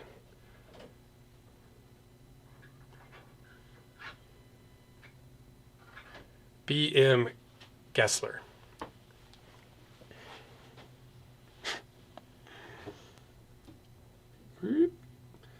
This guy's really cool and very, very talented saddle maker. Very funny and like good to chat with guy. Also jacked as all get out. And so me and him are like polar opposites, like tall, skinny, and he's just like short and jacked. And he like saddles, and I'm like little leatherworking. And he's a good saddle maker if you want to learn more about how saddles are made and like the true traditional way and explained really well. Go check him out. Okay. Favorite energy drink?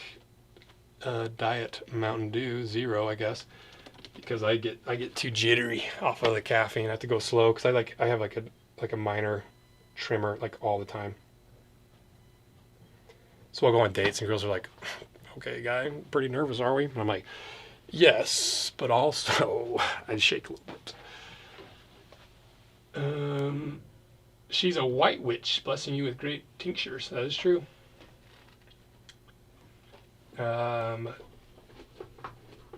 Blood Bison Bear Slayers will get my money. Yes, Tony Dragon 784. They would get my money too. We don't have the prototypes yet or the finished product of the leather, but we will. Oh, I keep forgetting to do the giveaway. What did you guys want to give away? Let me just take a little peek, see if there's anything interesting going on around here. What if we gave away like a specific pair of boots? Oh, I wonder if I wonder if I could get a pair of gym greens. Oh, I do have some gym greens to give away.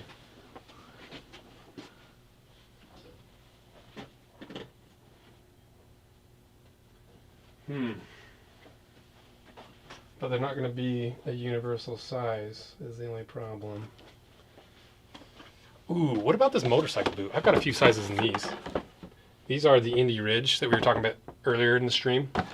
Steve, I've like consulted a little bit with him on materials and stuff. It's like a little thing that we do from time to time, just like when a brand's like, I don't want to watch all your videos. Will you just like tell me what you think I should do with this, and this? I'm like, yeah, if you want to pay me.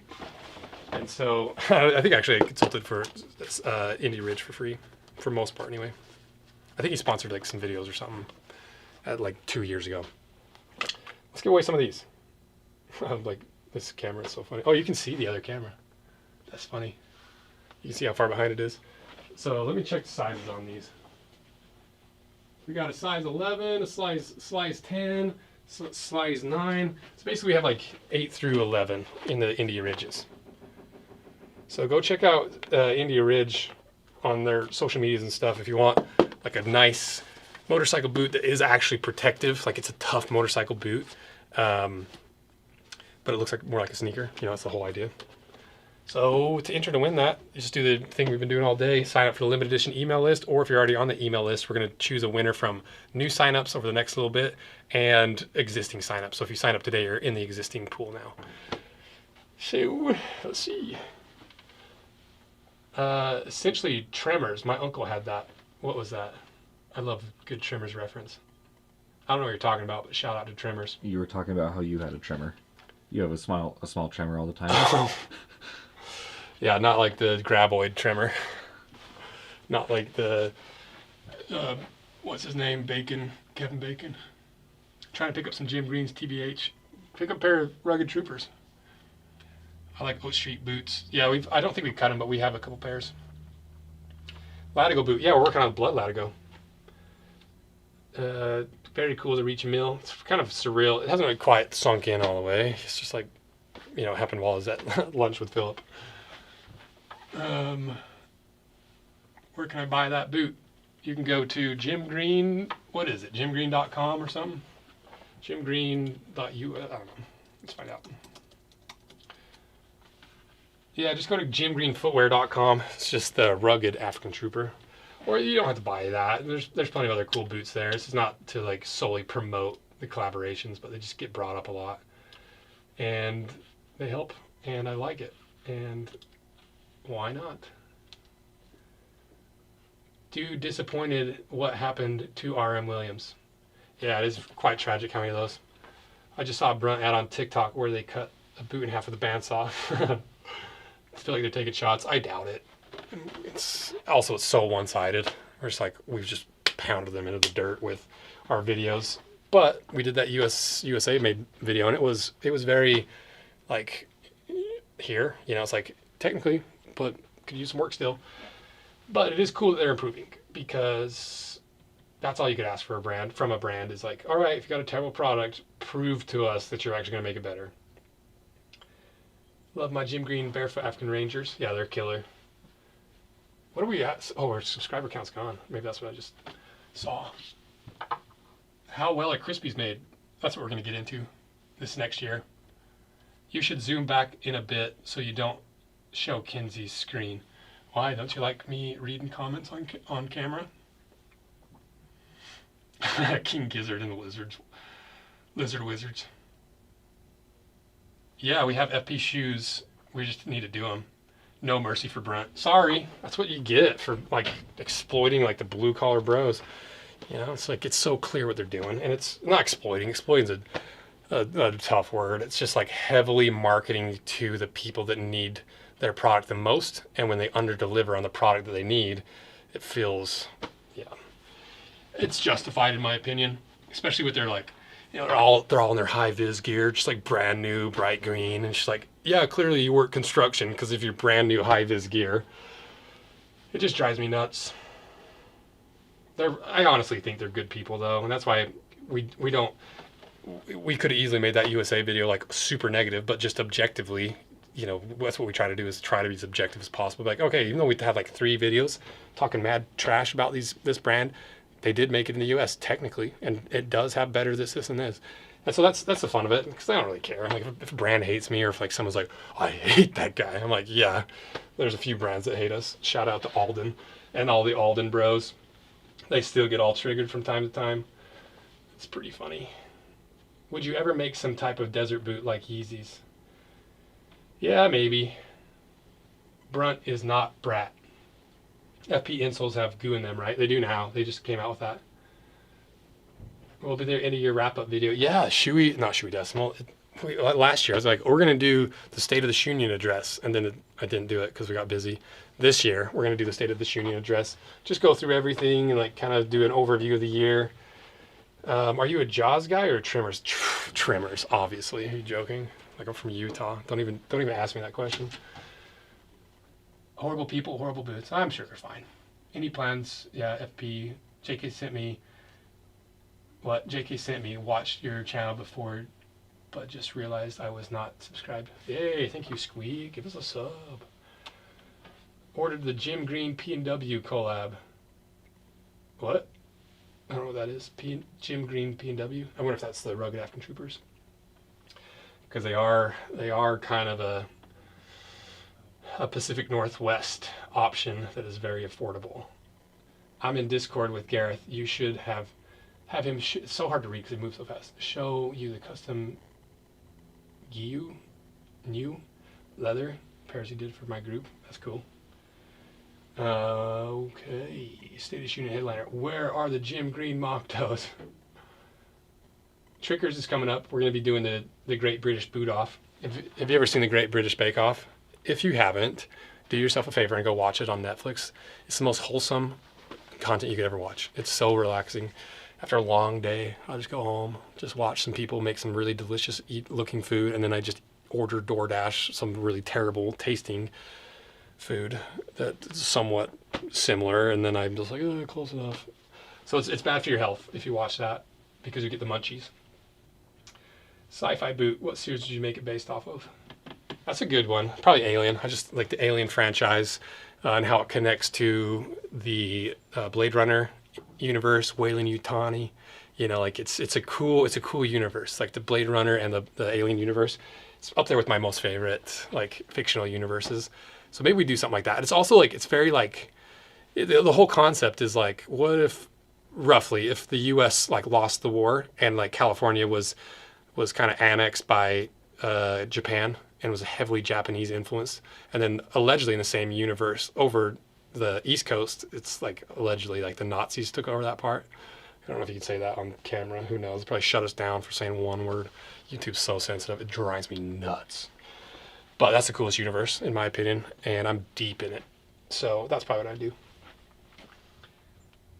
Yes, the Rugged. Hell yeah. Thanks, bro. I swore again. Dang it. Sorry. Does anyone like Parkhurst, or are they just meh? I don't think we've cut them, but I think I have a couple, and they look good quality. You know, everything I remember from them is like they're good quality for the price. I think they're in that like 300 price range, and they're good. from what I've seen. One big reason I appreciate the channel is because you don't care about upsetting the big brands. Just got a pair of Solar Bears to replace my docks because of you, and the difference is insane. Yeah, I don't care. Like, I don't even know the people. And the thing is, we only talk trash about people that we can so clearly point out based off of like a spectrum of boots, based off of like everything we've seen in the industry, based off of like people's feedback, based off of all the things that are somewhat objective, and say like, this is overpriced.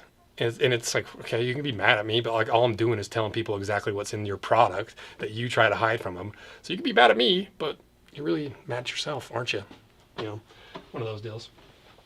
Why don't I just raise this? That would have been a lot easier. My back's killing me. Yes, alien. Jim Green. What does it say? Jim Green is rebuilding part of their factory. Big fire. Yeah, their fire was insane. If you guys didn't see that, it almost burned down the whole Jim Green factory. It was like the last wall before, and I think it crumbled. Like one of the walls of Jim Green's factory crumbled. I think I can say that. Yeah, so that was a close one. Waylon Yutani? I barely know her. Have you ever thought about deconstruct a sneaker, make it out of leather? It's a good idea. Alien core boot. Yeah, we might have to do that. Aeon Flux is definitely worth a nod as well. Agreed. Top 3 of your crush from childhood cartoon anime cartoon crushes. I don't even know. What's the girl from? Oh gosh, what's that one Disney show? She had like a mustache, but it was just her upper lip, and she wore like green. You know what I'm talking about if you saw it. Probably that. Hanbog. Yeah, I want to do those. The Hanbog boots. I think it's pronounced Hanbog. Because V's are W in German to some degree. I think. I don't know. I don't speak German. Did you ever get your cut from the movie for... Yeah, we kind of went into this earlier in the video. No, but we've made plenty of money off of the publicity that they gave us and the publicity we gave ourselves by being like, they stole our harness and I can prove it. It was pretty crazy. If you haven't seen that video, go watch it because we pretty well proved that they could have easily just like contacted us and used our harness, but instead they knocked it off. Faye Valentine. That's not what I was talking about, but that is one. Clearly. That's so much anime talk on like a boot live stream. We're like, only men wear boots and we talk about anime. So funny. It's like all the, yeah, Kim Possible. That's what I was talking about. That Kim Possible, like, that was one that, it's a girl I can remember from childhood, but Faye Valentine is the real one. But yeah, that's the funny thing about this whole thing is like, I peg you for a Dexter's mom kind of fella. Yeah, no. Dee Dee. What was it talking about? Don't remember. It's not about that important. You doing another Christmas leather goods hunt? Oh, I forgot about that. We could. I think the majority of them got found last year. It was pretty fun. I just was like, hey, put this in Salt Lake. Like, if you recognize this, go grab it. So maybe we'll do it again. Shigo. What's Shigo? Powderpuff Girls. Anime, boots, hunting, we are men. Yeah, you gotta have that balance. You can't be too manly without the little childlike underbelly. It's balance, baby. How far back are you interested? Have you had a look at much older styles of boots, medieval period? I wish. It'd be cool to do something like that. I just don't even know where to begin with that. Cut apart a historical artifact. It'd be funny. Have you considered cutting snowboard boots? Yeah, we did, but it was more just like an overview. It's more just like, here's what's in like snowboard boots. But what would be really nice is if, because Sam's skateboarding videos are so good because he's actually passionate about skateboarding. He uses the shoes and he has his own opinions. He knows what the industry is like. He knows the ins and out of like the zeitgeist of the skate culture. And so because of that, he can make those skate videos 10 times better than I ever could, just solely off of like his experience and expertise. And so I would like to get to the point where we have more specialized people like Colin. Like Colin was making videos for us, but then his camera died. He's not like in location here. Just find specialists in certain industries that people need to know the actual real world value of the product or the things you need to consider when buying. I want to find people like that to do it. And so hope maybe if there's a skate or ski guy out there that we run into that could do it, maybe. Let's see. If boots were cars, would the Iron Ranger be the new Bronco? That's a good one. Let's see. What would the Iron Rangers be? It's kind of like the classic, but it's still somewhat affordable. It's not super high end. It's not necessarily an off-road vehicle, right? It's more like it's a flattish sole, and so it's more like a casual boot. So what would that be? But you could, it's more rugged. It's not. I wouldn't say it's like a Lexus or Land Cruiser.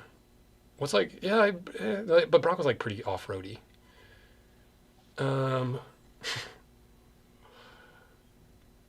I almost feel like the Tacoma is a better fit. I feel like, yeah, I'm gonna say the Iron Ranger's the Tacoma of the boot world.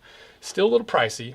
It's ultra dependable, ultra reliable. It has the heritage. It's a lot of what other trucks base their styles and concepts and everything off of.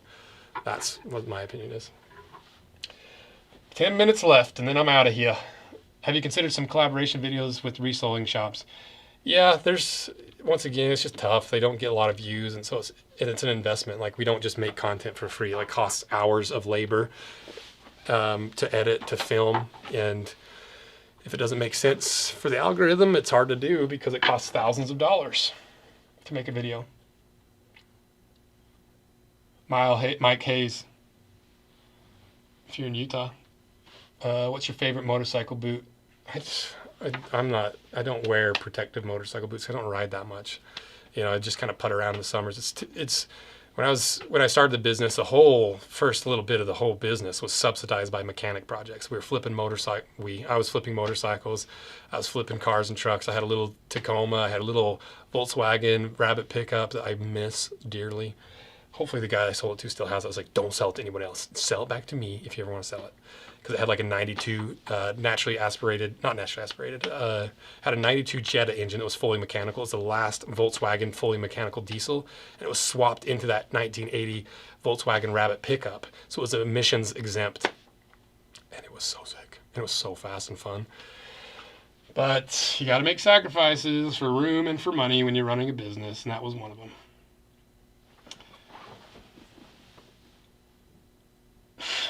Ben King's comment. If we don't have anime, how will we ground ourselves between shots of whiskey and chewing on leather? I need a Gundam with a waifu to balance me out. There's a joke in the shop. It's like everyone, because I like Attack on Titan, and I like jokingly one year was like, this is what I want for Christmas, and it was like a Captain Levi waifu pillow, and they thought it was really funny. So every once in a while, if there's any anime talk, and they're just like, where's your Captain Levi waifu pillow? I'm like, shut up. I think I killed something. Hold on.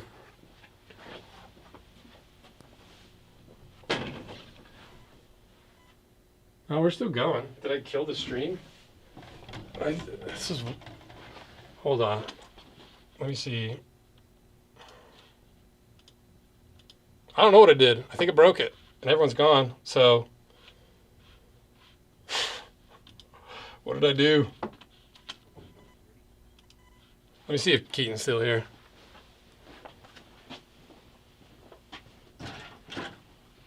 Screwed up. What'd you do? I don't know what happened to the video feed. I think it's still going. I just clicked on accident, like over in this area, and then it went away.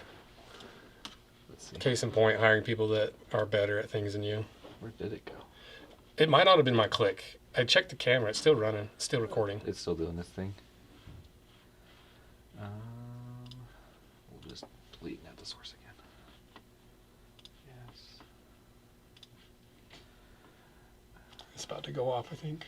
Oh, it's already happened for them. That gets really delayed for some reason.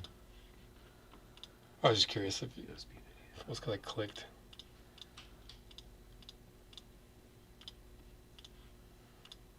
They're like, you didn't announce the winners. You ended the live stream. I wanted a pair of those boots. I wonder if I get Steve from Indy Ridge to hook it up for whoever wins. We're back, baby. There we go. Thanks, Keaton. Yeah, no problem. Case in point, highly talented employees always are the ones to hire. Know way more than you, because we've been working on like 3D printing projects. We've been working on all this like stuff that I don't even know where to begin. Yeah. Hadley, did you come on camera? No. You don't I want to? want to. It's live right now because I already heard you. Yep, I know. I talked earlier. That's Keaton's little sister, helping out with some production or some manufacturing. Yeah. Okay, well, there's 7 minutes left. You guys headed out? Yeah, we're headed out. Okay. Thanks, Hadley. Thanks, Keaton. Yeah, no problem. Thanks for all your help with this. Yeah, no problem. Okay, thoughts on tabby boot trend. They're horribly ugly, but they are pretty comfy. Let's see, Keaton's the goat. Yeah, he is. Boots. Saying Mickey Mouse 3 times in a row gets you deplatformed. Probably. Low for series. Put a girl on. I tried. Keaton's sister wouldn't hop on. Okay. Last shot to answer some questions. I'm going to hop off in a couple minutes. So ask your questions. I'm going to choose some winners.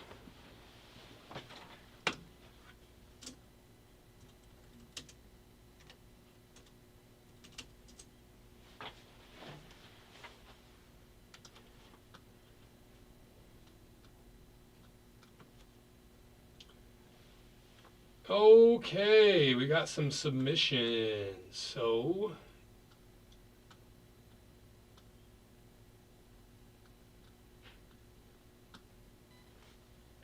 all right, we got a couple of shows. Let's look at some emails. Let's look at some comments, and then I will announce the winner right at 7 o'clock.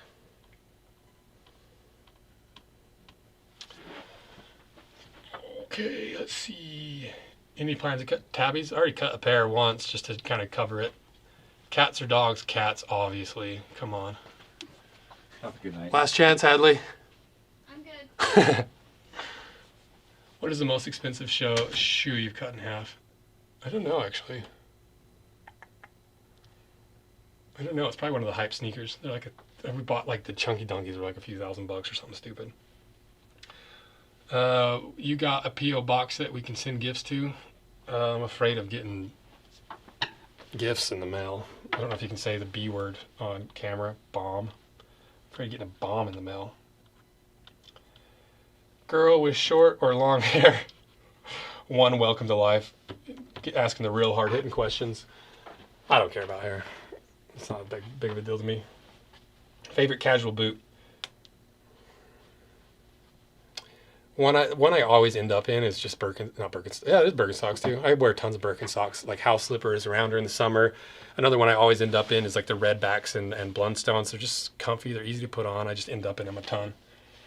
Hiking, walking video win. We just did like 15 videos of hiking shoes this year, but we're gonna get to like the more high-end stuff next year, like the Crispies, the Zamberlins, the Kinetrex, like the actual hunting boots. But you got to build up to them. It doesn't make sense if you don't have the groundwork to explain why they're a certain way based off of the rest of the boot industry, hiking boot industry. Best first boots. Thursdays are pretty hard to beat for a first boot. They're comfy. You get the whole heritage feel. They're affordable. You can get the Captor for like still $199. A girl with a short skirt and a long jacket. That's my type of girl. What's the weirdest kind of leather you want to work with? Human leather, actually. Just kidding.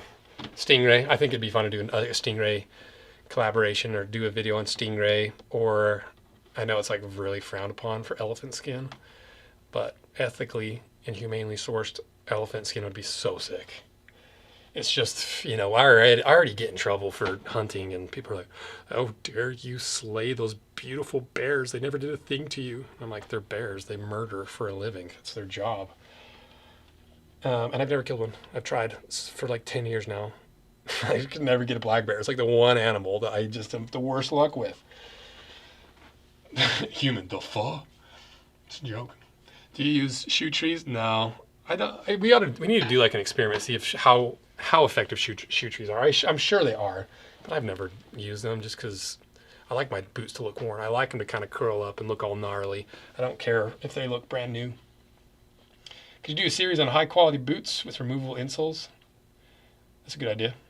Gunpla skate, leather boot breakers. No wonder we're talking about Gundams and anime. We got one Welcome to Life and Gunpla and Spike Tank. Who else has got kind of a anime-y looking thing? what are the little icons? Profile pic? I don't know. Never ever heard of stingray leather. It's crazy. It's like armor. It's so insane. I'll do a video on it. It would be my okay. Loggers I got 2 years ago. Sick. Blundstone for Jim Green, Barefoot Chelsea. Just completely different things. So the Barefoot Chelseas that we've released are going to be a lot more ground fill. Blundstones are a lot less ground fill. That's why people love them. They're just really squishy and soft underfoot. But obviously the wide toe box versus the more narrow toe box is a lot of the difference people are looking for. Shark skin's a good idea. My nephew, I don't know if my sisters want me to say their names. He loves sharks. And so I'll probably have him on the video for that if she'll let me. Leatherface core boots. Shark skin is, gnarly. Does the toe in Thursday shape, what? Does the toe in Thursday Diplomat toe sad over time? Or do they hold their shape? They have stiffeners, so they somewhat hold their shape. They're going to break in still. When you die, have your skin fetched down and be made into boots. That's funny. Yeah, I'll make like a pair of boots for like my future wife and kids. I'm like, remember me? Like, is that Dad's face on the side of my boot? Like, I don't know how I feel about that. Just grip the nostrils on the side to pull on your boots. Bit morbid. You brought it up. Yeah, can we do more cowboy boots? I've been trying to get maybe Brody to hop on and help me with the cowboy boot videos because he's like me where we like Western wear, raised a little bit more country.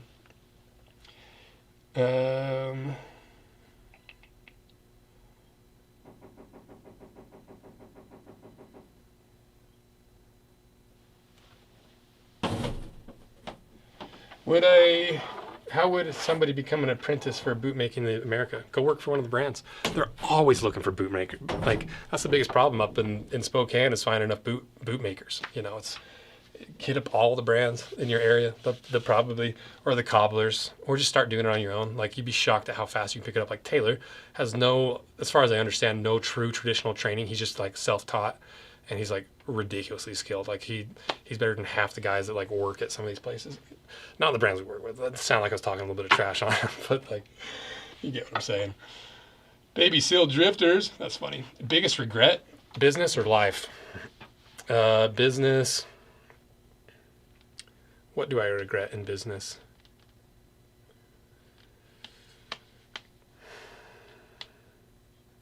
Nothing. I can't think of anything. It's like any bad thing that happens, it's just like, well, now I know not to do that. Now I learned to do that this way, you know? So it's like, I don't know. I can't think of anything. I could always be nicer. You know, I have a tendency to demand a lot from people. You know, people that demand a lot from themselves, a lot of times demand a lot from other people. And that's something in my past that through business I could have been a little bit nicer, not expecting everyone to be as passionate and not as like into and not as driven about the project as I am. You know, that's probably a regret that I could continually work on. But I also just love it. I just love the passion, the fire of like, I'm just going to make this happen. Let's go. It's like, I love like when it's really busy and we got so many launches and so much pressure and like the Reddit's upset and this is going on, like all that pressure. I really thrive off it and it's really fun. It really is invigorating. And I have to remember that not everyone enjoys that. Like some people just don't like the stress of all that. They don't get energy from it. They don't get inspiration. They don't get drive. And I do. And so I'm just kind of a lucky one. My mom texts me, congratulations. Let's see what she sent me a picture of. Oh, it's a GIF. Shout out, Mom. Oh, cute. Mustache toe cap. What? Evil Dead vibes. Cobbler Union. I went over. I'll answer these last little. More belt options? Yeah, we've designed some. We just don't have time. We don't have time to launch them half the time. Like there's so much going on. We're a tiny team. People forget this. Just like there's 15 of us total running a 1 million subscriber YouTube channel, a second channel, making some of the highest quality camera gear in the world, making some of the highest quality wallets in the world that are all hand sewn, no sewing machines. We're doing all these collaborations, launching brand new products. We just have, for a team of 15, and I've said this probably, you guys probably heard me say it, and and my employees have for sure heard me say it. My team of 15 outworks any team twice our size. I guarantee it. Like if we got put up against a team of 30, I guarantee we'd come out on top. That's how much faith I have in my crew and how good they are and how well we built this thing. And it's just, and my finance team, or like my finance consultants, my Philip, my just general mentors, they're like, how are you guys doing this? Like, because we work hard and we go hard. And that's the real reason why all this is possible. It's not me, like, ultimately, right? Like I can't do 15 people's jobs. It's like everyone that's bought in and is invested and committed. And it's like when you have that kind of person working for you, you do not want to let them go, because there's a stark difference between people that care and people that don't. Okay, let's see. Most overrated boot. That's a good question.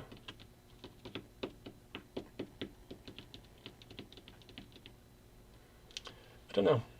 Brunt. I don't know. Portland leather. I don't think they re-released boots this year either. I think we pretty well put them out of the market on accident.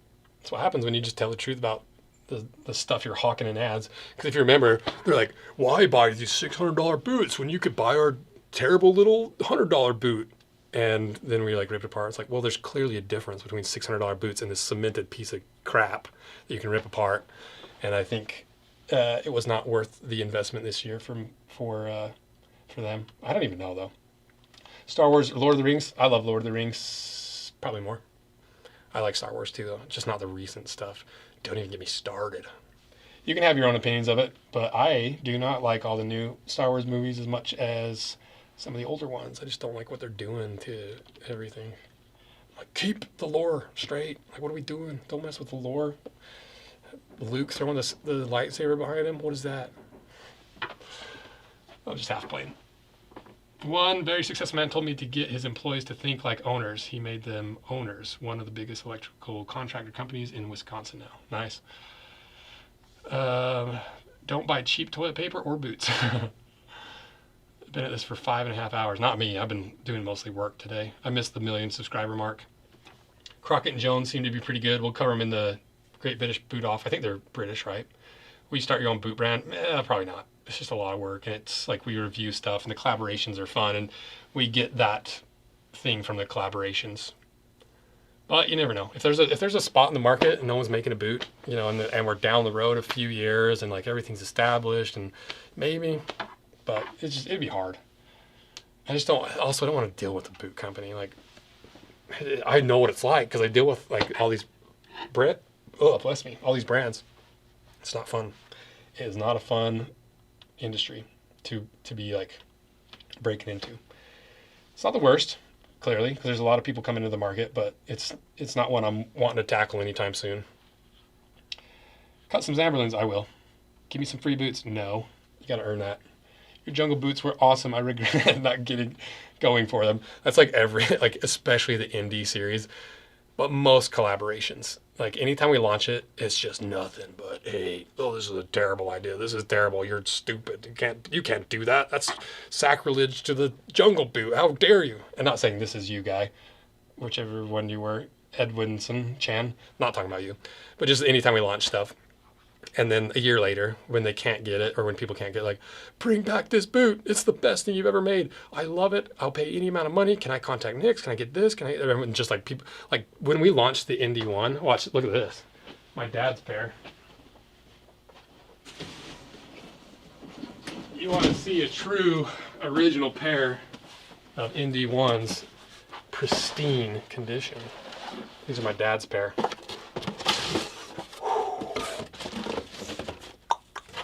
From the original run. I gotta give him a little stretch for him. 11 Ds in the H&W last. Offer my dad 10 grand and he might do it. Just kidding. He probably wouldn't. But yeah, when we launched the Indy ones, everyone's like, what are you doing? You can't do two-tone boots. Do you even understand how boots work? What is wrong with you? And I was like, I like it.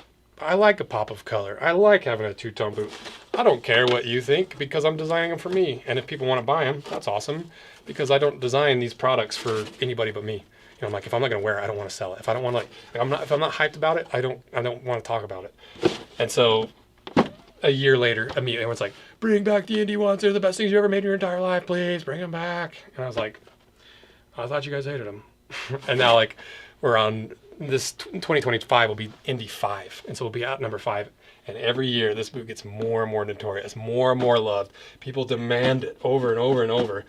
And so that's just how collaborations go. And that's why you can't ever take it too seriously when people, like we're joking about like people being upset about the jungle boot. It's just a funny, it's like, what are you talking about? Like, what are you doing?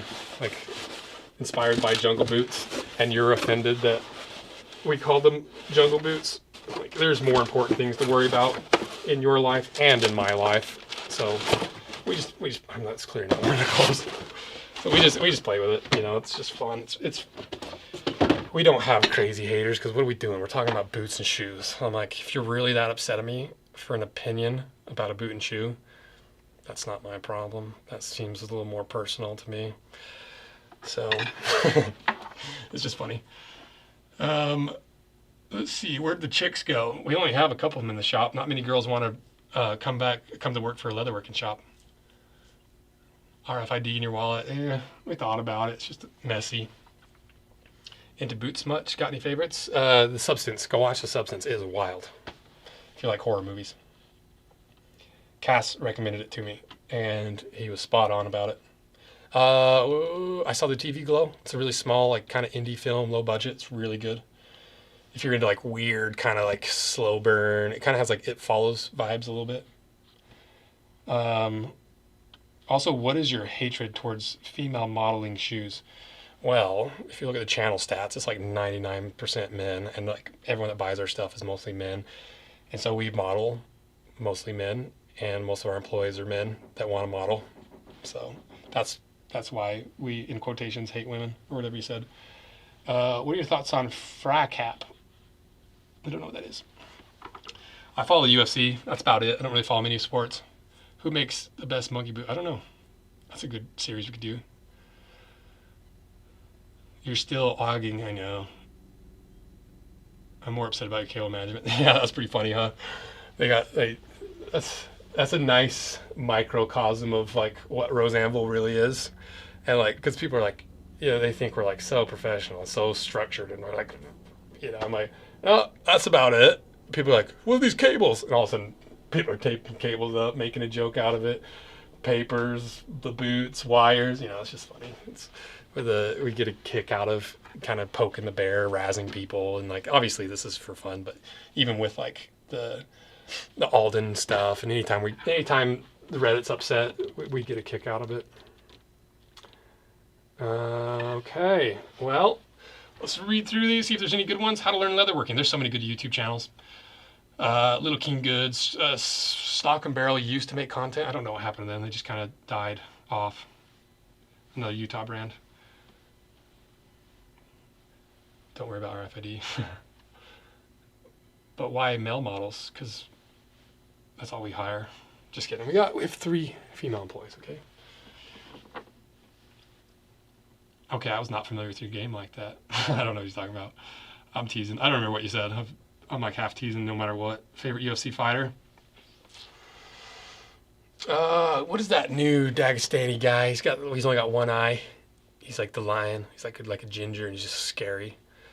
Alex Pereira. How can you not? Like Alex, number 1. I've seen him twice live. Okay, me and my buddy Grant. Both times the UFC has been in Utah. We just were like, all right, I'm selling the farm. Let's get some good tickets, as low as we can in the upper bowl. You know, we like got tickets, watched the whole. You know, oh my gosh, and it was against Yuri Prohov, whatever. And you know, he's like the samurai. Like it's like 2 worlds colliding. Like the Amazon warrior versus like the well, I don't even remember what his heritage is. Something about like samurais and stuff. And he just saw these 2 guys come out, and seeing it live was like so wild. It's for any sporting event I've seen live, the Alex Pereira fights are my favorite. They're like easily 10 times cooler than any other live moment I've ever had. They're fun. Tyson or Paul? How can you not hope for Tyson? We do a whole other stream about that fight. What got me to leatherworking? My dad, my grandpas. Both my grandpas were various forms of hobbyists, semi-pro leatherworkers. My dad was a hobbyist. I think my grandpa Kay was probably the first one that really introduced me to it, or my dad. It was either one of the two. It was when I was really, really young. I still have belts that are like this big, this long, that are tooled from like my dad making them and us like, and he's like, okay, you gotta like hammer this, you gotta angle this, that's, you gotta go hard, you know, like, so it's been in part of my life since I can remember. Why do you have a second channel? Because the algorithm. It's like you have to be so specific with the algorithm, or it kicks you out of the algorithm. So we just do the long, rambly stuff over there. I'm trying to race you guys to the bottom so I can end this. I was not familiar with a game like that. I was talking about how you liked I Saw the TV Glow, surprised the hell out of me. Yeah, I don't care. It's a good movie. Like, I don't, politics and like, it's good. There's nothing to hate about it. What would you do different if you had to start over on YouTube? I don't want to ever start over on YouTube. It's such a grind. What would I do differently? I just go to TikTok. I just make TikTok content. It's a lot harder to monetize. You can't provide a lot of value in a 15-second clip that you can then figure out how to monetize in various forms with like merch, with products, with collaborations, with sponsors. You know, it's just tough. Congratulations. What's your favorite game to hunt? I like elk. Elk hunts are always fun. Little spike hunt. That's what she said. Which boo would you get the most compliments? I've been getting a lot, and I just talk about these a lot. I get a lot of compliments on the Rugged African Troopers. Like, are those Timberlands? I'm like, no. Why don't you do cowboy boots? We've done quite a few. Cut your gold play. That's actually a good idea, Demo. Shout out. Maybe we'll hit that gold play button in the bandsaw. That'd be funny. I think Zach did that already. Or like the What's Inside guys. They were another huge inspiration for me. And what's your favorite wallet you sell looking? Oh, I don't know. I think I lost my wallet today. The Swayze wallet is the one I carry a lot. Swayze and SBB are probably my most popular ones that I wear, or most worn ones. Dream truck you want to get? I just picked up a nice little Ford Maverick that I really like. 35 miles a gallon. I live in downtown Salt Lake. I don't want to drive a big old full-size truck around downtown. Oh yeah, I forgot the screen was off. Yeah, we're almost at the end anyway. Leather bracelets, got him. It's an amazing movie. Yeah, I don't care about the messaging. We're all people. What are your best boot recommendations? Urban Jungle.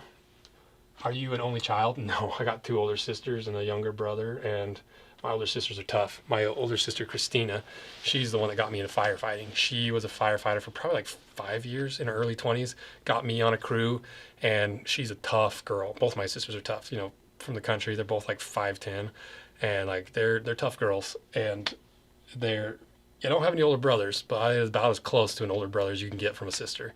So shout out to the girls. Maverick build, my build. I'll show you guys one day. It's like, it's cool. I put like a Raptor grill in it, little lift. It's fun.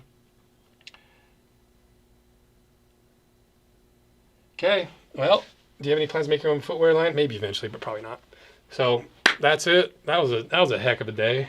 My back is sore. Oh, but this was fun. You know, live streams. As much as I love being in front of a camera, doing it all day, or at least on and off all day, is pretty fun. So thank you guys for watching. Let's announce the winners, 'cause I almost forgot. Now I gotta think through everything and see what I said that brands didn't want me to say and things I shouldn't have said.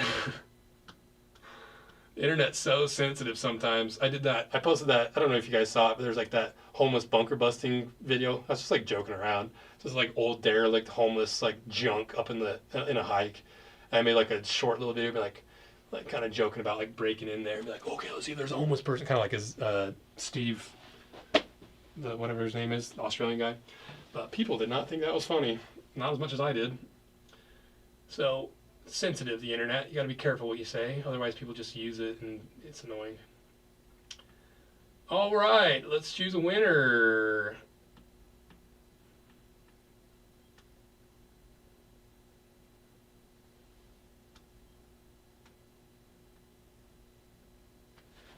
All right, John David for the new signups and old signups.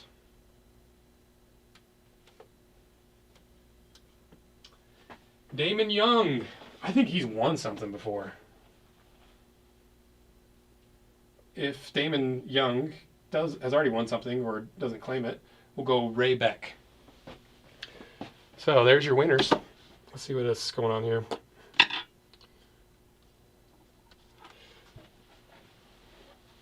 Yes, you do get a participation award. Actually, we should, huh? Do you guys want, like, what do you want? What should we give? Because the Black Friday is going on, right? Well, if you're on this email list, it is. What can we give away? How many people are still here? 200. Yeah, you guys stuck around a bit, huh? There's like been 200 or 300 all day. There's one comment, it's like, 200 on a live. This channel really fell off as we crest 1 million subscribers. That was a pretty fun. I never know what's a joke and what's not, so I usually just err on the side of it being a joke because I was like, that's pretty funny. Choose me, choice me. You awkward as F. Thanks, bud. That's rude. I feel like I'm not that awkward. Demo. It's called. Some people call awkwardness awkwardness. Other people call it endearing, and I call it endearing. Ooh, that's a good idea. 15% off the next boot collaboration. Maybe we do like. How do we prove it? This shirt. Okay. Let's see. How would we do this? A little extra bonus discount. I don't know how to do it. Would we do just like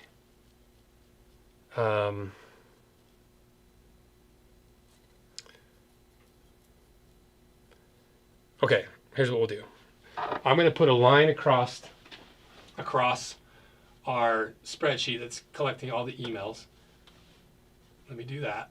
I hate Macs.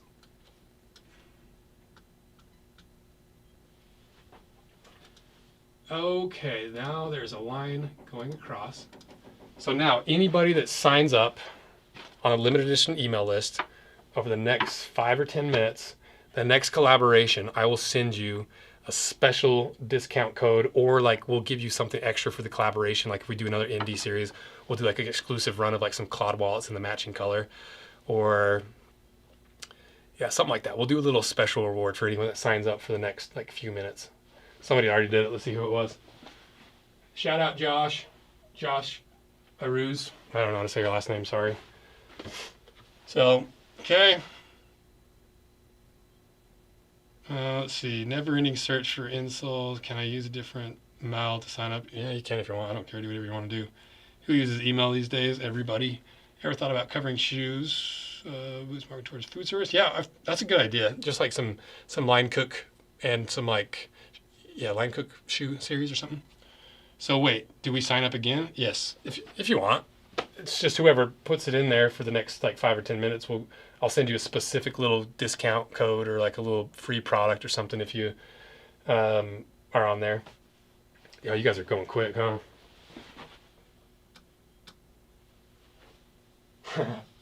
So funny. That's the fun of it all. Is like people have a really good sense of humor when it comes to like these live stuff. It's been fun. I was surprised at how funny it was and how fun it was with the live stream today. Nobody makes good leather gloves. Love content. Okay. Well, I think that's pretty much it. So I think that's it. Thank you guys for. Oh, it popped back up. I don't know how it did it. Oh, it's probably connected to that computer. But yeah, we got a nice bump in subscribers today. I'm not convinced it was any faster than if we didn't do a live stream, but you know, it's still fun doing a little stream and like having you guys on board and trying to convince my employees to show their face on camera and like do some giveaways. And you know, that's the fun is being able to be at a point where the business is working enough and the channel's working enough that we can just like give away fun stuff to people that are like invested or doubling down on the brand and like helping us grow this thing. And yeah, it's a good time. So thank you guys. Couldn't have made it to 1 million without you. Shout out to, oh gosh, there's so many people you could potentially shout out at this moment. To all of the 200 people watching. J-Rig everything. My entire family, mom, dad, grandma, grandpa, all the people that taught me how to work my butt off. Phillips, huge inspiration. All the entire Rose Anvil crew. I feel very, very disproportionately lucky, and yeah, that's pretty much it with the employees that we've slowly found over the years, because I love every single one that works here. Like I get along with everyone so well, and I want to hang out with them. I'm like constantly be like, okay, I gotta get back to work. I can't keep distracting all my employees with like things I want to talk to them about. And they all work hard. They're all dedicated, and it's fun to work in a small team in a company like this when it feels more like a construction crew or like a firefighting crew or like, you know, smaller blue collar crews or like just any kind of crew work. That's the vibe we're kind of building in here, and it works so well because, you know, there's no like strict hierarchy where everyone's like, oh, I can't talk to so and so. It's just like a really fun little crew, and I appreciate everyone that has worked here and everyone that does currently work here. It is a literal dream come true.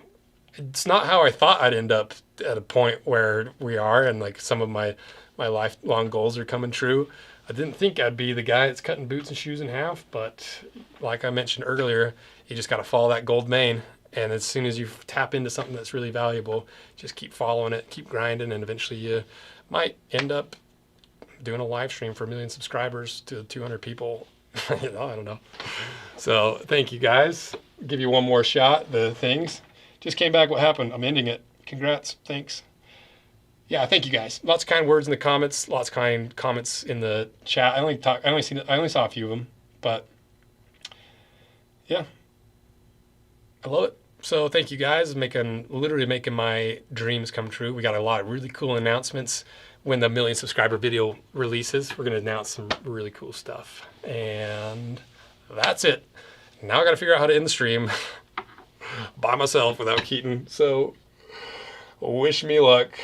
Dude, okay. Yeah. Okay, looks good. Now I don't know how to end it. Giving someone the last shot to give me a little fun question. 3, 2. Yeah, you guys are far behind anyway. You don't even hear me count down before I push the button. 3, 2, 1. See you guys. Just kidding, I didn't push. It's still going. Okay, your stream will stop immediately and you will no longer be live. Yeah, that's what I want.